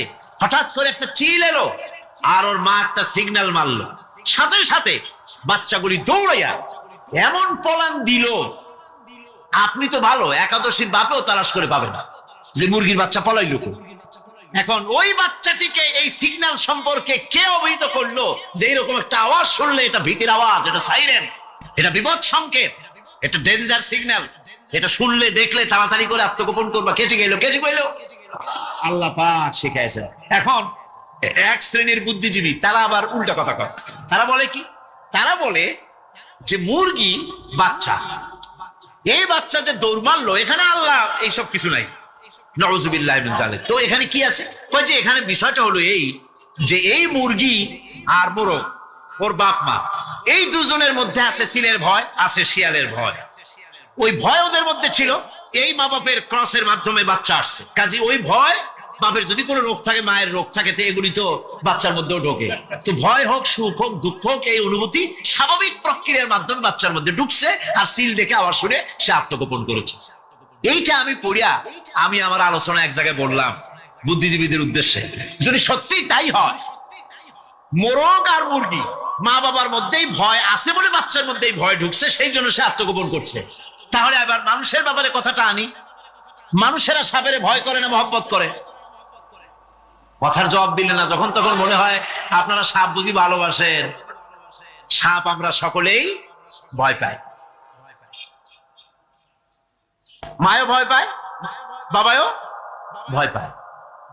এই মায়ের গর্ভে সন্তান এসছে, সন্তানের বয়স 2 বছর 2.5 বছর। ঘরের মধ্যে কেউ ছিল না, ঘরের মধ্যে একটা সাপ আসছে, একটা সুন্দর সাপ, দেখতে সুন্দর, কিন্তু সে সাপে কামড়ালে মানুষ মরে যায়। ওই সাপটা মাথা উঁচু করে ভাড়া ধরেছে। এই বাচ্চাটা কি সাপ দেখে দৌড় মারবে, না বাচ্চাটা ওই সাপটাকে ধরার জন্য সে এগিয়ে যাবে? কোনটা করবে? এগিয়ে যাবে। তাহলে মা বাপের ভয়, তাদের মা বাপের রক্তের মধ্যে, শিরার মধ্যে সব জায়গায় সাপের ভয়, তার মাধ্যমে বাচ্চা হিসেবে বাচ্চার মধ্যে সাপের মহব্বত হইল, কারণ ভয় হইল না, কারণ বাচ্চা অবস্থা। সুবহানাল্লাহ। আমার বন্ধুগণ, মুরগির বাচ্চাকে হেফাজত করার জন্য বুদ্ধিমান প্রাণী মানুষ তার কাছে নাই বলে আল্লাহ রাব্বুল আলামিন তারে বাচ্চা অবস্থা থেকে বোঝার তৌফিক দিয়েছেন কোনটা ভয়ের আওয়াজ, কোনটা হলো বিপদের আওয়াজ। মানব সন্তানের প্রতিপালন করার জন্য তার মার বাবা আছে বলে ওই রকম করে পশুদের মতো আল্লাহ বানান নাই, তাকে হেফাজত করার জন্য মা বাপ আছে বলে এই দায়িত্ব আল্লাহ পাক মা বাপের উপরে ছেড়ে দিয়েছেন। মা বাপ তাকে হেফাজত করে। রুবুবিয়তের প্রতিপালন, হেদায়েতের এই প্রতিপালন আল্লাহ পাক মানুষকে এভাবে করে তাদেরকে হেদায়েত দিয়েছেন, তার পথের চলার দিশা দিয়েছেন। পিঁপড়ার খাদ্য সংগ্রহের ব্যাপারটা দেখেন, পিঁপড়ার আছে দারুণ ঘ্রাণ শক্তি। কোথায় খাবার? 5 তলায় আপনি মিষ্টি খাচ্ছেন, রসগোল্লা থুয়ে দেন, তারপরে দেখেন কোন জায়গায় দিয়ে পিঁপড়া এসে জমের খাওয়া খায়, ঠিক কিনা? দেখেন তার কত তীব্র ঘ্রাণ শক্তি, সেখানে চলে যাচ্ছে। তাকে হেদায়েত দেওয়া হয়েছে, তাকে ঘ্রাণ শক্তি দেওয়া হয়েছে। চিল, শকুন, ঈগল কোথায় থাকে বুঝেন না? মহাশূন্যে 3 থেকে 3.5 মাইল উপরে শকুন, বাজ, ঈগল উঠতে থাকে। খাবে কি? ওখানে তো তার খাবার ছড়ানো নেই। আল্লাহ হচ্ছেন এমন রব, আমাদের স্রষ্টা হচ্ছেন এমন রব, যিনি ওই চিল, বাজ আর শকুন মহাশূন্যে যেগুলি উড়ে বেড়ায় ওদেরকে আল্লাহ পাক এমন তীব্র দৃষ্টি শক্তি দান করেছেন, 3 মাইল উপর থেকেও ছাগল মুরগি মরা দেখলে ওখান থেকে সে ঝাঁপায় পড়ে তা খেতে পারবে। তাকে দেওয়া হচ্ছে দৃষ্টিশক্তি। এরকম করে যার যা প্রয়োজন, সমস্ত প্রয়োজনগুলি আল্লাহ মিটাচ্ছেন। এরই নাম হচ্ছে রুবুবিয়তে ইলাহি। এটাই হচ্ছে আল্লাহ পাক রব, এটা তার অসংখ্য প্রমাণ। সেই জন্য আল্লাহ পাক বলেন আলহামদুলিল্লাহি রাব্বিল আলামিন। পড়েন সবাই, আলহামদুলিল্লাহি রাব্বিল আলামিন। সমস্ত প্রশংসা হচ্ছে আল্লাহ পাকের জন্য। কোন আল্লাহ? প্রথমে তো আল্লাহ বললাম, তারপর বললাম রব, এখন বলা হচ্ছে কোন রব? যিনি আলামিন, রব্বিল আলামিন, যিনি সমস্ত জাহানের রব। তাহলে বোঝা যাচ্ছে রব, জগৎ একটা না। জগৎ, কথা বুঝতেছেন আমার? জগৎ একটা নয়, অসংখ্য জগৎ আছে, বহুমাত্রিক জগতের কথা এখানে আল্লাহ পাক বলছে। আমি এই জন্য বলি যে কোরআন হচ্ছে বিজ্ঞানের উৎস। কোরআন বিজ্ঞানের কি? বিজ্ঞানের আবিষ্কার যত বাড়বে, বিজ্ঞান চিরটা কাল কোরআনের কাছে ভিক্ষার হাত দিয়ে এতিমের মতো দাঁড়ায় থাকবে কিয়ামত। আজ পৃথিবীর বিজ্ঞানীরা বলছে জগৎ সম্পর্কে, আমরা মনে করছি পৃথিবীটাকে, আমাদের কাছে জগৎ 2টা। কয়টা জগৎ? একটা জগৎ হলো এইটা, ইহ জগৎ আর পরজগৎ, এছাড়া আর কিছু জানি না। এই 2টাই জগৎ আমাদের কাছে। এখন দেখেন বিজ্ঞানীরা কি বলছে। বিজ্ঞানীরা বলছেন সৌরজগতে শুধু আমাদের সৌরজগৎটাই শেষ না, অসংখ্য সৌরজগৎ আছে মহাশূন্যে, অসংখ্য সৌরজগৎ। পৃথিবীর প্রতি 4 বিলিয়ন মানুষ যদি এক একটা সৌরজগৎ দখল করে, তাতেও সৌরজগৎ শেষ হবে না। আরো সহস্র সহস্র বিলিয়ন বিলিয়ন সৌরজগৎ আরো ফাঁকা পড়ে থাকবে। এত সৌরজগৎ আল্লাহ সৃষ্টি করেছেন। এই মহাশূন্যে বহুমাত্রিক জগতের কথা আল্লাহ পাক এখানে বলেছেন। এই পৃথিবী একটা জগৎ, এই মাটির তলে আছে আর এক জগৎ, সমুদ্রের ভিতরে আছে পানির তলার আর এরকম সূর্য। বিজ্ঞানীরা এখন বলছে, আগে বলতো 1 কোটি সূর্যের চাইতে বড় তারকা, এখন বলতেছে এই রকমের পৃথিবীর চাইতে 13 লক্ষ বড় যে সূর্য, এরকম 3 কোটি সূর্য খাইয়ে ফেলাইতে পারে এরকম সহস্র সহস্র তারকা এক একটা গ্যালাক্সির ভিতরে আল্লাহ পাক তৈরি করে গেছেন। এখন মনে হচ্ছে যে এই তারকাগুলি বড় না, এই তারকাগুলি চাইতো আবার বড় জিনিস কি, সেটাকে বলা হয় ব্ল্যাক হোল। সেটাকে বলা হয় ব্ল্যাক হোল, অন্ধকার কূপ। ব্ল্যাক হোল আবার ম্যান হোল বুঝবেন না, কিন্তু ম্যান হোলের ঢাকনা চুরি হয় যেমন। তবে একটা দৃষ্টান্ত আপনি বুঝতে পারেন, রাস্তায় রাস্তায় যেমন অসংখ্য ম্যান হোল আছে, ওই রকম করে মহাশূন্যে অসংখ্য ব্ল্যাক হোল আছে, একটা দুইটা না, অসংখ্য। এই ব্ল্যাক হোল আবার দেখা যায় না, অদৃশ্য ব্ল্যাক হোল। এই ব্ল্যাক হোল গুলো কি? এগুলি কোরআনে কারীমের মধ্যে আল্লাহ পাক বলেছেন, ফালা উকসিমু বিমাওয়াকিন নুজুম, ফালা উকসিমু বিমাওয়াকিন নুজুম, শপথ সেই পতন স্থানের যেখানে নক্ষত্র সমূহ ধ্বংস হয়ে যায়, ধ্বংসপ্রাপ্ত হয়, কসম সেই স্থান সময়ে। সুবহানাল্লাহ। এই অন্ধকার কূপের, এই অন্ধকূপের কসম করছেন আল্লাহ পাক। সেই অন্ধকূপটা কি? সেই ব্ল্যাক হোলটা কি? সেই ব্ল্যাক হোল হচ্ছে ওই যে তারকার কথা বললাম যে সূর্য খাইতে পারে, 3 কোটি সূর্য খাইতে পারে, এই রকমের তারকাগুলি ঘুরতে ঘুরতে কোন এক কারণে যখন সে ব্ল্যাক হোলের রেঞ্জের মধ্যে এসে যায়, তখন ব্ল্যাক হোল ওকে এমন ভাবে চুষে হজম করে ফেলে যেমন বাচ্চা চকলেট চুষে খাইয়া ফেলায়, এরকম ব্ল্যাক হোল গুলি অত বড় তারকাগুলি খাইয়া চুষে শেষ করে ফেলে দেয়। সুবহানাল্লাহ বিহামদিহি।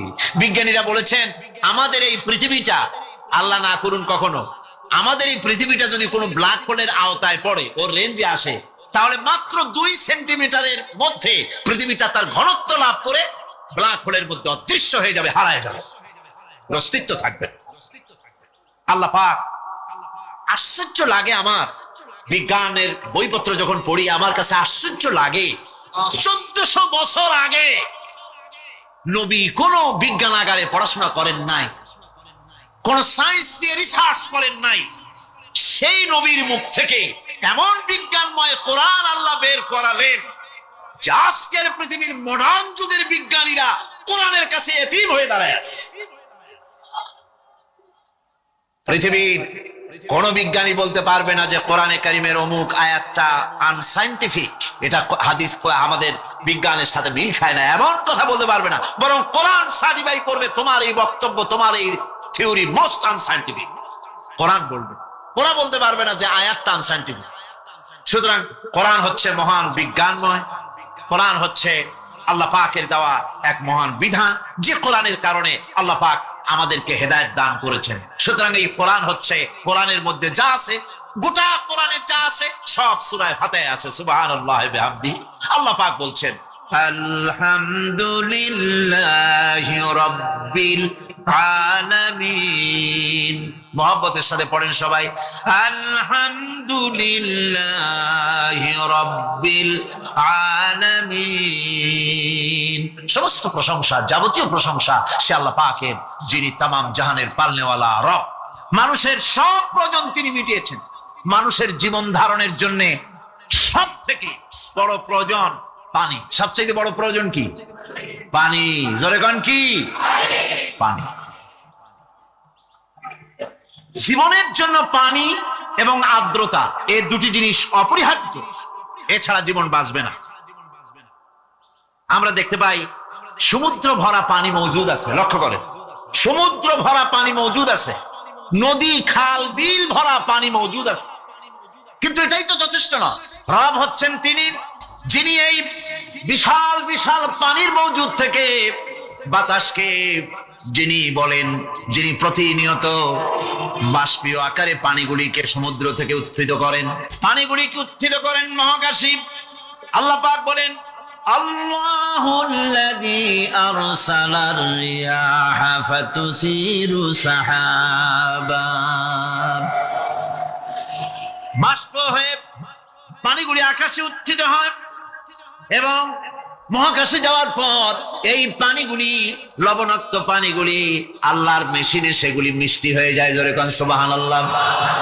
পানিগুলি মিষ্টি হয়ে গেল, ওই মিষ্টি পানি আল্লাহ রাব্বুল আলামিন নাজিল করে দিলেন। এবার বৃষ্টি কণা কণা হয়ে পড়লো, ফোঁটা ফোঁটা বৃষ্টি। আল্লাহ খুঁজে দেখলেন বৃষ্টির ফোঁটাগুলি পৃথিবীর প্রতিটি কণা তালাশ করে তৃষ্ণার্ত কণাগুলিকে আল্লাহ পাক ভিজায় দিলেন, সেই জন্য তার নাম হলো রব। তিনি হচ্ছেন রব, প্রয়োজন মিটান। পানি সবচেয়ে প্রয়োজন বেশি, সেই পানি আল্লাহ পাক এভাবে সরবরাহ করলেন। জমিনের চারিদিকে নদী নালা রেখেছেন, জমিনকে আর্দ্র করেছেন, জমিনের ভিতরের পানি মিষ্টি করেছেন। টিউবওয়েল মারলে পরে, পাম্প করলে পরে ভিতর থেকে মিঠা পানি আল্লাহ পাক বের করে দেন, সুবহানাল্লাহ।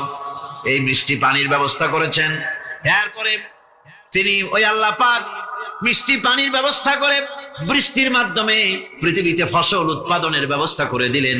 পাক কোরআনে কারীমের মধ্যে বলেছেন, ওয়াজআলনা মিনাল মাই কুল্লা শাইইন হাই। পানি দ্বারাই আমি সব বস্তুকে সজীব রাখি। বৈশিষ্ট্যের দিক থেকে পানির রয়েছে অনেক গুণ, আশ্চর্য গুণ। পৃথিবীর ৭৫% হচ্ছে পানি। আকাশ থেকে অর্থাৎ চাঁদ থেকে যখন চাঁদে ভ্রমণকারীরা যখন ছবি তুলেছে, তো সেই ছবিতে ব্লু রং এসেছে বেশি, সবুজ এসেছে কম। সবুজ হলো গাছপালা, আর ব্লু হচ্ছে পানি। সমুদ্রের পানির রং হচ্ছে নীল। মানুষের শরীরের ভিতরে ৬০% পানি, গাছের মধ্যে রয়েছে পানি। পানি ছাড়া পৃথিবীর বাঁচার কোনো পথ নাই। আবার দেখেন, প্রচন্ড শীতের কারণে, ঠান্ডার কারণে যেসব এলাকায় তাপমাত্রা হিমাঙ্কের নিচে এসে যায়, সেই সব দেশে সমুদ্রের পানি আর দরিয়ার পানিগুলি বরফ হয়ে যায়। এই বরফ যখন হতে থাকে, তখন পানি তার নিজের তাপকে নিচের দিকে ছুটতে থাকে। উপরের তাপ বরফ হয়ে যায় ঠান্ডা, আর নিচে তাপ বিচ্ছুরিত করে দিয়ে পানির ভিতরে যত জলজ প্রাণী আছে আর উদ্ভিদ আছে, সবগুলিকে বাঁচায় রাখার ব্যবস্থা আল্লাহ রাব্বুল আলামিন এভাবে করে থাকে। এবার আল্লাহ রাব্বুল আলামিন বলছেন, এই পানি ছাড়া মানুষ বাঁচে না, প্রাণী বাঁচে না। পানি এমন এক জিনিস, এমন এক নিয়ামত আমি দান করলাম। আল্লাহ পাক বলেন, কুল আরাআইতুম ইন আসবাহা মাউকুম গাওরান ফামান ইয়াতিকুম বিমাইন মাইন। বলো দেখি, সবে শুকাইয়া যদি যায় এই জমিনের পানি, তাহলে হেথায় তটনির ধারা কে দিবে সবারে আনি। এই পৃথিবীর নদী নালা, খাল বিল, জমিনের আভ্যন্তরীণ দিকে পানিগুলি যদি আমি আল্লাহ রাব্বুল আলামিন শুকায় দেই, তাহলে আমি আল্লাহ ছাড়া এমন কে আছে যে নতুন করে আবার পানির আমদানি করে দিতে পারে? আছে কেউ? আজ পানির শূন্যতা আমাদের দেশে দেখা যাচ্ছে। পানি আস্তে আস্তে কমে যাচ্ছে, আস্তে আস্তে পানি শেষ হয়ে যাচ্ছে। কি কারণে শেষ হচ্ছে এবং কি হলে পানি পাওয়া যাবে পরে বলা যাবে ইনশাআল্লাহ। তো জীবন ধারণের জন্য যেমন পানির প্রয়োজন, জীবন ধারণের জন্য তেমন বাতাসেরও প্রয়োজন। পানি ছাড়া তো কিছু সময় চলতে পারে, পানি এবং খাদ্য ছাড়া কিছু সময় চলতে পারে, কিন্তু বাতাস ছাড়া তো এক মুহূর্ত চলে না, ঠিক কিনা? বুঝেন কিনা কথা? বাতাস ছাড়া এক মুহূর্ত চলতে পারে না। অথচ আল্লাহ রাব্বুল আলামিন এই বাতাস দিয়ে গোটা আকাশকে, শূন্য জায়গাগুলি বাতাস দিয়ে ভরে রেখেছেন, যাতে করে কারো বাতাসের কোনো অসুবিধা না হয়, শ্বাস করতে কোনো কষ্ট না হয়। প্রাণী জগৎকে বাতাস দিয়ে বাঁচিয়ে রাখার জন্য আল্লাহ পাক মহাশূন্যকে এভাবে সব এলাকা বাতাস দিয়ে ভরে রেখেছে। এই জন্য তার নাম হচ্ছে রব। এটাই হচ্ছে রুবুবিয়তের নমুনা। আমার ভাইয়েরা, আল্লাহ রাব্বুল আলামিন পানি দিলেন, বাতাস দিলেন, খাদ্যের ব্যবস্থা করে দিলেন। শস্য শ্যামল এলাকায় আল্লাহ পাক সব জায়গাগুলিতে শস্য শ্যামল হোক অথবা উষর ধূসর মরুভূমি হোক, সারা পৃথিবী জুড়ে আল্লাহ রাব্বুল আলামিন খাবারের দস্তরখান বিছায় রেখেছেন। ওয়ামা মিন দাব্বাতিন ফিল আরদি ইল্লা আলাল্লাহি রিজকুহা। এই পৃথিবীর বুকে এমন কোন বিচরণশীল জীব নাই যেই জীবের রিজকের দায়িত্ব আমি আল্লাহ আমার নিজ হাতে গ্রহণ করি নাই। জোরে বলেন সুবহানাল্লাহ। সব রিজেক আমি ছড়ায় রেখেছি বিশ্ব জুড়ে সর্বত্র। আল্লাহ পাক বলছেন, ফালইয়ানজুরিল ইনসানু ইলা তাআমিহি আন্না সাবাবনাল মাআ সাব্বা সুম্মা শাকাকনাল আরদা শাক্কা فأنبتنا فيها حبا। আল্লাহ পাক বলছেন মানুষের উচিত নিজ খাদ্যাদির দিকে লক্ষ্য করা, নিজের খাদ্যের দিকে লক্ষ্য করা। যেহেতু এই খাদ্য প্রতিদিন তার সামনে আসে, এদিকে তার লক্ষ্য করা উচিত। আমি প্রথমে জমিনের উপরে পানি বর্ষণ করি, পরে জমিনকে দীর্ণ বিদীর্ণ করি, এরপরে জমিনের ভিতরে উর্বরা শক্তি আমি দান করি। কে বলতেছেন এই কথা? আল্লাহ পাক বলছে। এরপরে আমি নানান জাতের ফসল ফলন তোমাদের জন্য আমি দান করে দেই। খাদ্যের দিকে নজর করতেই জন্য আল্লাহ পাক বলেছেন মানুষ চতুর্দিক থেকে তো চোখ ফিরাতে পারে, মুখ ফিরাতে পারে, কিন্তু খাদ্যের দিকে তার নজর করতেই হয়। সকালে, দুপুরে, বিকালে, রাত্রে সব সময় তার সামনে খাবার আছে। আল্লাহ পাক বলেন খাবারের দিকে একটু নজর করো, কেমন ভাবে কি সুন্দর করে খাবারগুলি তৈরি করে দিয়েছি, শুরু কিভাবে হলো, পরিপক্ক কিভাবে হলো, সেদিকে তোমরা লক্ষ্য করো। সে লক্ষ্য তো করা নাই, সমানে খায়, বিসমিল্লাহ বলেন, আলহামদুলিল্লাহ বলেন, পাইকারি দরে খাইতেই থাকে। আল্লাহ পাক বলছেন খাদ্যাদির দিকে লক্ষ্য করো। এই যে চাউল তোমরা খাচ্ছ, আটা খাচ্ছ, গম খাচ্ছ, মাছ খাচ্ছ, গোশ খাচ্ছ, তাম পৃথিবীর সমস্ত বিজ্ঞানীরা একত্রিত হয়ে একটা চাউল বানাইতে পারবে? জোরে কোন পারবে? না পারবে। পারবে প্লাস্টিকের চাউল খাবে আর কলেরা হয়ে মরবে। পৃথিবীর সমস্ত বিজ্ঞানীরা একত্রিত হয়ে একটি চাউল বানাতে পারবে না, একটা ডিম বানাতে পারবে না। পারবে একটা ডিম বানাতে? পারবে না। বিজ্ঞানীদের প্রশংসা আমরা করি, হ্যাঁ করি, বিজ্ঞানীরা অনেক কিছু বিশ্বকে উপহার দিয়েছে, কিন্তু মূল রবের কাছে আমরা যাই না, তাকে চিনতেও পারি না, সেখানে যাই না। বিজ্ঞানীরা কি করেছে? আল্লাহর বানানো জিনিসগুলি তারা ডিজাইন করেছে। ডিজাইন করতে তো নিষেধ নাই, আর ডিজাইন করাই যায়, সৃষ্টি করতে পারে না। বিজ্ঞানীরা সৃষ্টি করে নাই, ডিজাইন করেছে। কিরকম? আল্লাহ পাক চাউল তৈরি করেছেন। চাউল তৈরি করেছে কে? বলেন না সবাই। এখন আপনারা সেই চাউল দিয়ে পিঠা বানান, পায়েস বানান, সেই চাউল দিয়ে ভাপা পিঠা, আরো কি যেন খায় চট্টগ্রামে রস দিয়া, ওটাকে কি কয়? দই পিঠা নাকি ধোঁয়া পিঠা। তো এইভাবে করে আপনি ডিজাইন তৈরি করছেন। আটা দিচ্ছে, আল্লাহ পাক আটা তৈরি করেছেন, গম দিয়েছেন, এই আটা দিয়ে গোলগোল্লা তৈরি হচ্ছে, এর দ্বারা রুটি তৈরি হচ্ছে, এর দ্বারা অসংখ্য রকমের সিমাই টিমাই ইত্যাদি দিয়ে, লাচ্ছা সিমাই, নানান রকমের সিমাই আপনি ডিজাইন করেন, অসুবিধা নাই। আল্লাহর তৈরি করা কাঠ দিয়ে ফার্নিচার তৈরি হচ্ছে, টেবিল হচ্ছে, চেয়ার হচ্ছে, গুষ্টি শুদ্ধ হচ্ছে। আল্লাহর তৈরি করা লোহা দিয়ে মাইক হচ্ছে, স্ট্যান্ড গান হচ্ছে, ব্রেন গান হচ্ছে, তারপরে প্লেন হচ্ছে। তাহলে আমি বলতে চাইলাম, বুঝাতে চাইলাম, মানুষের রুবুবিয়াতটা, আল্লাহ পাকের রুবুবিয়াত হচ্ছে তিনি মানুষকে সুন্দর করে সৃষ্টি করে যা কিছু প্রয়োজন সবকিছু খাওয়াচ্ছেন, দিচ্ছেন। সে আল্লাহ পাক প্রশ্ন করছেন কুল মান ইয়ারযুকুকুম মিনাস সামাই ওয়াল আরদ আম্মান ইয়ামলিকুস সামআ ওয়াল আবসারা ওয়া মান ইয়াখরুজুল হাইয়্যা মিনাল মাইয়িতি ওয়া ইউখরিজুল মাইয়িতা মিনাল হাইয়্য। আকাশের প্রশস্ত বুক থেকে এবং জমিনের এই প্রশস্ত বুক থেকে কে রিজেক তোমাদের খাদ্যকে উৎপাদন করে? কে নির্জীব থেকে সজীবকে বের করেন? আর কে সজীবকে নির্জীবে পরিণত করেন? তিনি কে? তিনি হচ্ছেন আল্লাহ পাক। আল্লাহ পাক বলছেন এই প্রশ্ন যদি তাদেরকে করা হয় তো তারা কি বলবে? আল্লাহ পাক বলেন وَمَنْ يُدَبِّرُ الْأَمْرَ فَسَيَقُولُونَ اللَّهُ فَقُلْ أَفَلَا تَتَّقُونَ। হে নবী, এদেরকে প্রশ্ন করুন। এদেরকে যদি প্রশ্ন করা হয় এই পৃথিবীর সুন্দর পরিচালনা পদ্ধতি কে করেন, তাহলে তারা এক কথায় বলবে, নিজের থেকেই বলবে আল্লাহ। কে করছেন? সবকিছু আল্লাহ। আল্লাহ পাক বলেন নবী তাহলে তাদেরকে বলেন এ কথা জানার পর, এ কথা বোঝার পরেও কেন তারা ঔদাসীন্যতা দেখাচ্ছে, কেন তারা গাফিল হয়ে যাচ্ছে, কেন তারা আল্লাহ পাককে ভয় করে তার পথের অনুসারী হচ্ছে না? যে আল্লাহ রাব্বুল আলামিন এত কিছু করছেন, তিনি তার পরিচয় সম্পর্কে বলে দিচ্ছেন ফাযালিকুমুল্লাহু রাব্বুকুমুল হক ফামাযা বা'দাল হক ইল্লাদ দালাল। নিশ্চয়ই এসবের মূলে রয়েছেন তোমাদের রব, আমাদের আল্লাহ, আমাদের রব। সুতরাং উজ্জ্বল সত্য প্রকাশিত হওয়ার পর গোমরাহি ছাড়া আর কিছুই বাকি থাকে না।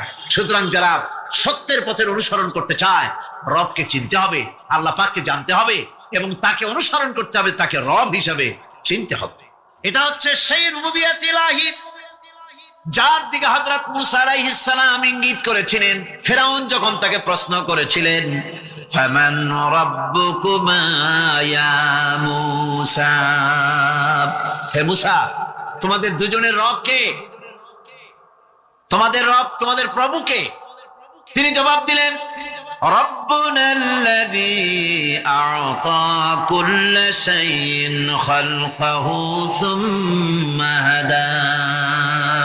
রব হচ্ছেন আমাদের তিনি, যিনি নাকি আমাদের প্রতিপালক, আমাদেরকে সৃষ্টি করেছেন এবং আমাদেরকে হেদায়েত দিয়েছেন, সঠিক পথের দিশা দিয়েছেন। এখানে হেদায়েত হচ্ছে, এখানে হেদায়েত শব্দের অর্থ হচ্ছে সৃষ্টি শুধু করেন নাই, তাকে চলা, তার খাদ্য অনুসন্ধানে, তাকে বেঁচে থাকার সবকিছুর উপকরণ, এর কমন সেন্স, এর সাধারণ জ্ঞান আল্লাহ পাক তার সাথে দিয়েছেন। তিনি হচ্ছেন রব। আমাদের ভাগ্য কত সুপ্রসন্ন, আমরা ভাগ্যবান, কারণ কোরআন শোনার সুযোগ আল্লাহ পাক করে দিয়েছেন। তারাই তো শ্রেষ্ঠ ভাগ্যবান যারা কোরআন শোনার সুযোগ পায়, যারা কোরআন তেলাওয়াত করে, যারা কোরআন বোঝে, যারা কোরআন আমল করে। তাদের থেকে সৌভাগ্যবান আর কে হতে পারে? গোটা বিশ্বের বুকে সর্বশ্রেষ্ঠ সৌভাগ্যবান জাতি হচ্ছে মুসলমান। আমি যদি প্রশ্ন করি পৃথিবীর শ্রেষ্ঠ ভাগ্যবান জাতি কারা, কি জবাব দিবেন? কারণ কোরআনে কারীম এ জাতির কাছে অবিকৃত, অকৃত্রিম উপায় এ জাতির কাছে মাহফুজ আছে, যা বিশ্বের কোন জাতির কাছে তাদের ধর্মীয় কিতাব অবিকল ভাবে নাই। এদিক থেকে আমরা সৌভাগ্যবান জাতি। আবার যদি প্রশ্ন করি এ পৃথিবীর ভিতরে হতভাগ্য জাতি কারা, আপনারা কি জবাব দিবেন? জানেন না বোধহয়। হতভাগ্য জাতিও এই মুসলমান, কারণ কোরআনে কারীমের মতো আজিম একখানা কিতাব যাদের কাছে আল্লাহ পাক আমানত হিসেবে দান করেছেন, এই কোরআনে কারীম থেকে যারা হেদায়েত নিতে পারলো না, উপকৃত হতে পারলো না, কোরআন দিয়ে ভাগ্যের পরিবর্তন করতে পারলো না, ভাগ্যকে সুপ্রসন্ন করতে পারলো না, তাদের চাইতে হতভাগ্য, তাদের চাইতে দুর্ভাগা পৃথিবীতে আর কে হতে পারে? আজ পৃথিবীতে যদি আমরা তাকাই তো দেখতে পাবো সব থেকে বেশি মার খাচ্ছে মুসলমানেরাই। দুনিয়ার যেদিকে তাকান সেদিকেই মুসলমানেরা নির্যাতিত, নিগৃহীত, মার খাচ্ছে, ক্ষুধায় কষ্ট পাচ্ছে, লাঞ্ছিত, নিগৃহীত হচ্ছে। তাহলে তার অর্থ কি এই ধরে নেওয়া হবে যে কোরআন থাকবে যে জাতির কাছে, সে জাতি পৃথিবীতে সবচাইতে লাঞ্ছিত, নিগৃহীত, অবহেলিত হবে, মার খাবে, ক্ষুধা দারিদ্র তাদেরকে পেয়ে বসবে, তারা শ্বাস করার সময় পাবে না। দিল দেন, হ্যাঁ মনে করবো কি মনে হয় আপনি তার লগে মজা করতেছেন, ঠিক না? ঠিক। আমরা তো জান্নাতের তুলনায় ফকিন্নির ঘরের ফকিন্নি, ঠিক না? ঠিক। তো জান্নাতে যাওয়ার পর এত এত নাজ নেয়ামত দেখা আমরা চারটা জিনিস নিয়ে টেনশন করব। কয়টা জিনিস আমার সাথে বলেন? 1 নাম্বার চিরজীবন, বলেন। 2 নাম্বার চির যৌবন, 3 নাম্বার চির শান্তি, 4 নাম্বার চির সুস্থতা। এই চারটা নিয়ে আমরা জান্নাতে একটু আনইজি ফিল করব, একটু টেনশনে পড়ে যাব। আল্লাহ এই চারটা টেনশন দূর করার জন্য ঘোষকের মাধ্যমে ঘোষণা দেওয়াবেন। মুসলিম শরীফের হাদিস, ইউনাদিল মুনাদি ইন্না লাকুম আন তাসিহু ফালা তাসকামু আবাদা ওয়া ইন্না লাকুম আন তাহইয়াউ ফালা তামুতু আবাদা ওয়া ইন্না লাকুম আন তাশিব্বু ফালা তাহরামু আবাদা ওয়া ইন্না লাকুম আন তানামু ফালা তাবআসু আবাদা। কারো জবান যেন বন্ধ থাকে না, চিৎকার দিয়ে বলি না আল্লাহু আকবার। জান্নাতীরা এক নাম্বার চিন্তা করবে, এত খাবার খাইতেছি, যদি আবার অসুস্থ হয়ে যায়, এত মিষ্টি খাইতেছি, যদি আবার ডায়াবেটিস হয়ে যায়, কারণ ওই যে অভ্যাস, দুনিয়াতে মিষ্টি বেশি খাইলে চিন্তা করতো যদি আবার ডায়াবেটিস হয়ে যায়, মানুষ অভ্যাসের দাস, ওখানে যায় ওই ফকিন্নি মার্কা স্বভাব থেকে যাবে, এত খাওন খাইতেছি, এত গরুর গোশত খাইতেছি, যদি আবার হার্টের সমস্যা হয়, যদি আবার লিভারে চর্বি জমে, এত এত এত এত মিষ্টি খাইতেছি, যদি আবার প্রেসার বাইরে যায়, যদি আবার ডায়াবেটিস বাইরে যায়, এই এক নাম্বার টেনশন করবে। যদি অসুস্থ হয়ে যায়, আল্লাহ ঘোষকের মাধ্যমে ঘোষণা দিবেন, ইন্নালাকুম আন তাসিহু ফালা তাসকামু আবাদা। ও জান্নাতীরা শুনে নাও, জান্নাতে আদি অনন্তকাল তোমরা সুস্থ থাকবা, আর জীবনে কখনো অসুস্থ হইবা না। খাসি একসাথে কয় মন খাইবা খাও, আর কখনো হাড়ের সমস্যা হবে না। গরু একসাথে কয় মন খাইবা খাও, আর কখনো চর্বি জমবে না। মিষ্টি একসাথে কয় মন খাইবা খাও, দাদার নাম ডুবে খাও, আর কখনো ডায়াবেটিস হবে না, প্রেসার হবে না, ক্যান্সার হবে না, আলসার হবে না, বাতের ব্যথা হবে না, ডায়রিয়া হবে না, স্ট্রোক করবে না। আল্লাহর যেমন কোনো শেষ নাই, তোমাদের জান্নাতের সুস্থতারও শেষ হবে না। আদি আদি আদি আদি আদি অনন্তকাল তোমরা জান্নাতে সুস্থ থাকবা। চিৎকার দিয়ে বলেন সুবহানাল্লাহ। দুই নাম্বার টেনশন করবে, যদি আবার মরে যায়, যদি আবার কি হয়ে যায়, মরে যায়। আল্লাহ টেনশন দূর করবেন কেমনে? ওগরে কইলে ওরা বুঝতেছে না, এজন্য আল্লাহ পাক ডাইরেক্ট দেখাবেন, মরণকে দুম্বার আকৃতি দান করবেন। হাদিসের মধ্যে আছে মরণকে কিসের আকৃতি দান করবেন? আচ্ছা, আমাদের কি আগে কোন আকৃতি ছিল? মায়ের গর্ভে থেকে আসার, মায়ের গর্ভে আসার আগে আমাদের কোন আকৃতি ছিল? তো আকৃতি ছিল না, সেই আকৃতি দিবেন কে? আল্লাহ। আমাদের আকৃতি ছিল না, আকৃতি দিবেন আল্লাহ। মরণের এখন কোন আকৃতি আসেনি? মরণের আকৃতি আছে? মরণ দেখতে ভূতের মতো, জিনের মতো, পরীর মতো, ছাগলের মতো, এমন কোন আকৃতি আছে? নাই। কিন্তু মরণকে আল্লাহ ওই দিন জান্নাতে আকৃতি দান করবেন। সুবহানাল্লাহ বলেন। দুম্বার আকৃতি। কিসের আকৃতি? আকৃতি দিয়া জান্নাত এবং জাহান্নামের মাঝখানে মরণকে জবাই করবেন। আজকে শেষে জবাই হবে। কার জবাই? মরবে কে? মরণে মরবে। মরার পর জাহান্নামীরা কানবে, আল্লাহ মরণ দেও, মরণ দেও, মরণ দেও। জান্নাতীরা কইবে, আল্লাহ মরণ দিও না, মরণ দিও না, মরণ দিও না। এই দুজনের মাঝখানে, দুই গ্রুপের মাঝখানে মরণকে যখন জবাই করবে, তখন দুই গ্রুপ এটার ব্যাপারে ইমোশন হয়ে যাবে। অর্থাৎ জাহান্নামীরা কান্না আরো বাড়ায় দিবে, আর জান্নাতীদের টেনশন বন্ধ হয়ে যাবে। সুবহানাল্লাহ বলেন। একই জিনিস দেখে একজনের কান্না বাড়াবে, আরেকজনের টেনশন বন্ধ হয়ে যাবে। ইন্নালাকুম আন তাসিহু ফালা তাসকামু আবাদা। আর জীবনে কখনো তোমরা মরবা না, আদি অনন্তকাল জান্নাতের মধ্যে সুস্থ থাকবা। চিৎকার দিয়ে বলেন সুবহানাল্লাহ। তিন নাম্বার টেনশন করবে, যদি আবার বুড়ো হয়ে যায়, যদি আবার চুল পাইকা যায়, যদি আবার বার্ধক্য এসে যায়। আল্লাহ পাক রব্বুল আলামিন আমাদেরকে বয়স দান করবেন, 30 থেকে 33 বছরের যুবক থাকবো। কয় বছর বলেন? 30 থেকে 33 বছরের যুবক থাকবো।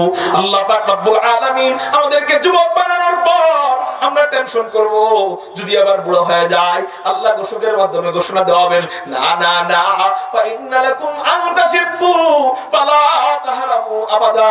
ও জান্নাতীরা শোনো, আদি অনন্তকাল তোমরা এই যৌবন নিয়ে জান্নাতে থাকবা, আর জীবনে কখনো এই যৌবন কমবে না। চিৎকার দিয়ে বলেন সুবহানাল্লাহ। 4 নাম্বার টেনশন, যদি আবার শান্তি চলে যায়, আল্লাহ বলবেন, না না না, ইন্নালাকুম আন তানামু ফালা তাবাসু আবাদা।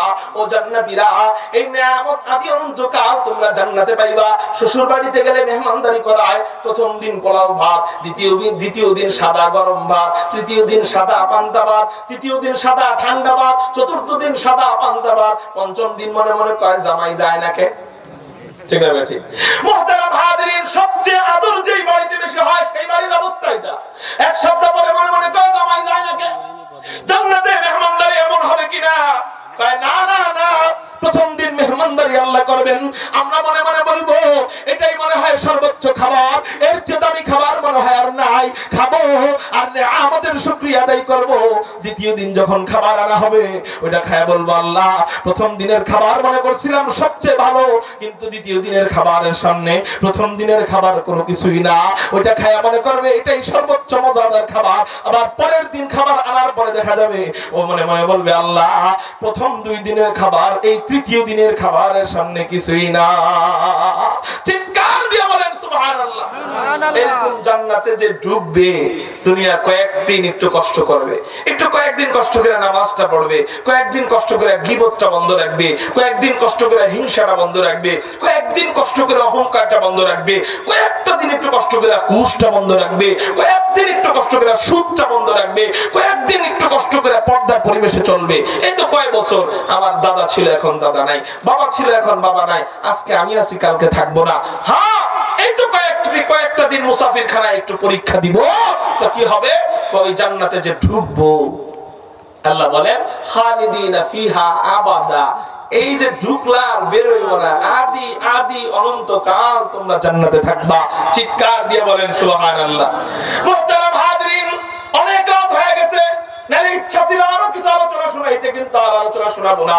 আল্লাহ যদি আমাদেরকে কখনো তৌফিক দেয় ইনশাআল্লাহ বলবো জান্নাতি গানগুলা কেমন হবে, জান্নাতে সাজারায় তুবা নামক বৃক্ষের অবস্থা কেমন হবে, জান্নাতি মাহফিলের অবস্থা কেমন হবে, ওই মাহফিলের স্টেজ কত বড় থাকবে, ওই স্টেজে কে কে বসা থাকবে, ওই স্টেজে আল্লাহ আমাদের সাথে সাক্ষাৎ কেমনে করবে, আল্লাহকে দেখার পর আমাদের অবস্থা কি হবে ইনশাআল্লাহ। সামনে যদি আল্লাহ কখনো আনেন, রিজিকে যদি থাকে, বলবো আল্লাহ আমাদেরকে তাকওয়া অবলম্বনের মাধ্যমে, ঈমান আমল হেফাজতের মাধ্যমে, সন্তানদেরকে মাদ্রাসায় পড়ানোর মাধ্যমে, কোথায় পড়ানোর মাধ্যমে? মাদ্রাসা। আচ্ছা একটা হাদিস বলতে লোভ যাচ্ছে, বলবো নি? বলেন। নবীজি তিরমিজি শরীফ 2য় খণ্ডের মধ্যে বলেন জান্নাতি খাট কত বড় হবে। নবীজি বলেন জান্নাতের এক খাট যদি জমিনে রাখা হয়, জান্নাতের প্রত্যেকটা নিয়ামত অকল্পনীয় না, এটা দুনিয়ার মানুষের আকলে ধরবে না। তো নবীজি বলেন তিরমিজি শরীফ 2য় খণ্ডে জান্নাতের এক খাট যদি জমিনে রাখা হয়, খাটের নিচের জায়গা জমিনে ঠেকবে, উপরের অংশ ডাইরেক্ট আসমানে ঠেকবে। আমি এখান থেকে চিন্তা করি এক খাট যদি এত বড় হয়, ওই খাট যে রুমে থাকবে রুম কত বড়, রুম যদি এত বড় হয় ওই রুম যে বিল্ডিং এ থাকবে, হাফেজে কোরআনের বিল্ডিং নাকি থাকবে 6236 তলা, এই এত বড় বিল্ডিং কত বড় থাকবে? সুবহানাল্লাহ কোন না? আরেকটা মজার বিষয় হলো এক বিল্ডিং দিয়ে এক শহর না 1000টা বিল্ডিং দিয়ে একটা শহর। নবীজি বলেন ওয়ানাহু লিকুল্লি কাদামিন মাদিনাতান ফিল জান্নাহ। তলবে ইলম মাদ্রাসার ছাত্র যখন মাদ্রাসায় যায় আসে, প্রতিটা কদমে কদমে আল্লাহ জান্নাতে ওই তলবে ইলমের জন্য একটা করে শহর নির্মাণ করেন। তাহলে আপনি চিন্তা করেন এক খাট যদি হয় পুরো দুনিয়ার সমান, ওই খাট যেই রুমে থাকবে রুম কত বড়, রুম যদি এত বড় হয় তলা কত বড়, তলা যদি এত বড় হয় 6000 তলা কত বড়, এক বিল্ডিং যদি এত বড় হয় 1000 বিল্ডিং নিয়ে এক একটা শহর, আপনার সন্তান প্রতি কদমে কদমে এক একটা শহর পাবে, ওই শহরটা তাহলে কত বড়। দুনিয়ার বাড়ি দিয়ে গেলেন, গাড়ি দিয়ে গেলেন, ক্ষেত দিয়ে গেলেন, ব্যাংক অ্যাকাউন্ট দিয়ে গেলেন, সব দিয়ে গেলেন, কিন্তু জান্নাতে আমার সন্তানকে একটা শহর দিতে পারলাম না। আমার মতো পোড়া কপাল বাপ আর কেউ আছে? এজন্য বলি কারা কারা আমাদের সন্তান, আমাদের পরবর্তী প্রজন্মকে ইনশাআল্লাহ আমরা হাফেজ বানাবো, আলেম বানাবো। আল্লাহু আকবার বলে একটু হাত উঠাই তো। আল্লাহ তুমি হাতগুলাকে কবুল করে নাও, সবাই বলি আমি হাত নামান। ইনশাআল্লাহ বানাবো তো। আল্লাহ আমাদেরকে সন্তানদেরকে আলেম বানানোর মাধ্যমে, আমাদের ঈমান আমল হেফাজতের মাধ্যমে ও জান্নাতের জন্য যেন আল্লাহ আমাদেরকে কবুল করেন। সবাই বলি আমিন। ওয়া আখিরু দাওয়ানা আলহামদুলিল্লাহ। দুরূদ শরীফ আল্লাহুম্মা সাল্লি আলা পাবলি আছে না দেন তাড়াতাড়ি আনে আল্লাহ।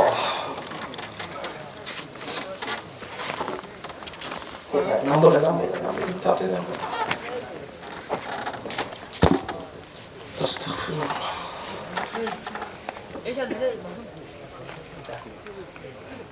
মাসুম বিল্লাহ আহাদ আলী, তোমরা দ্রুত চলে আসো ভিতরে।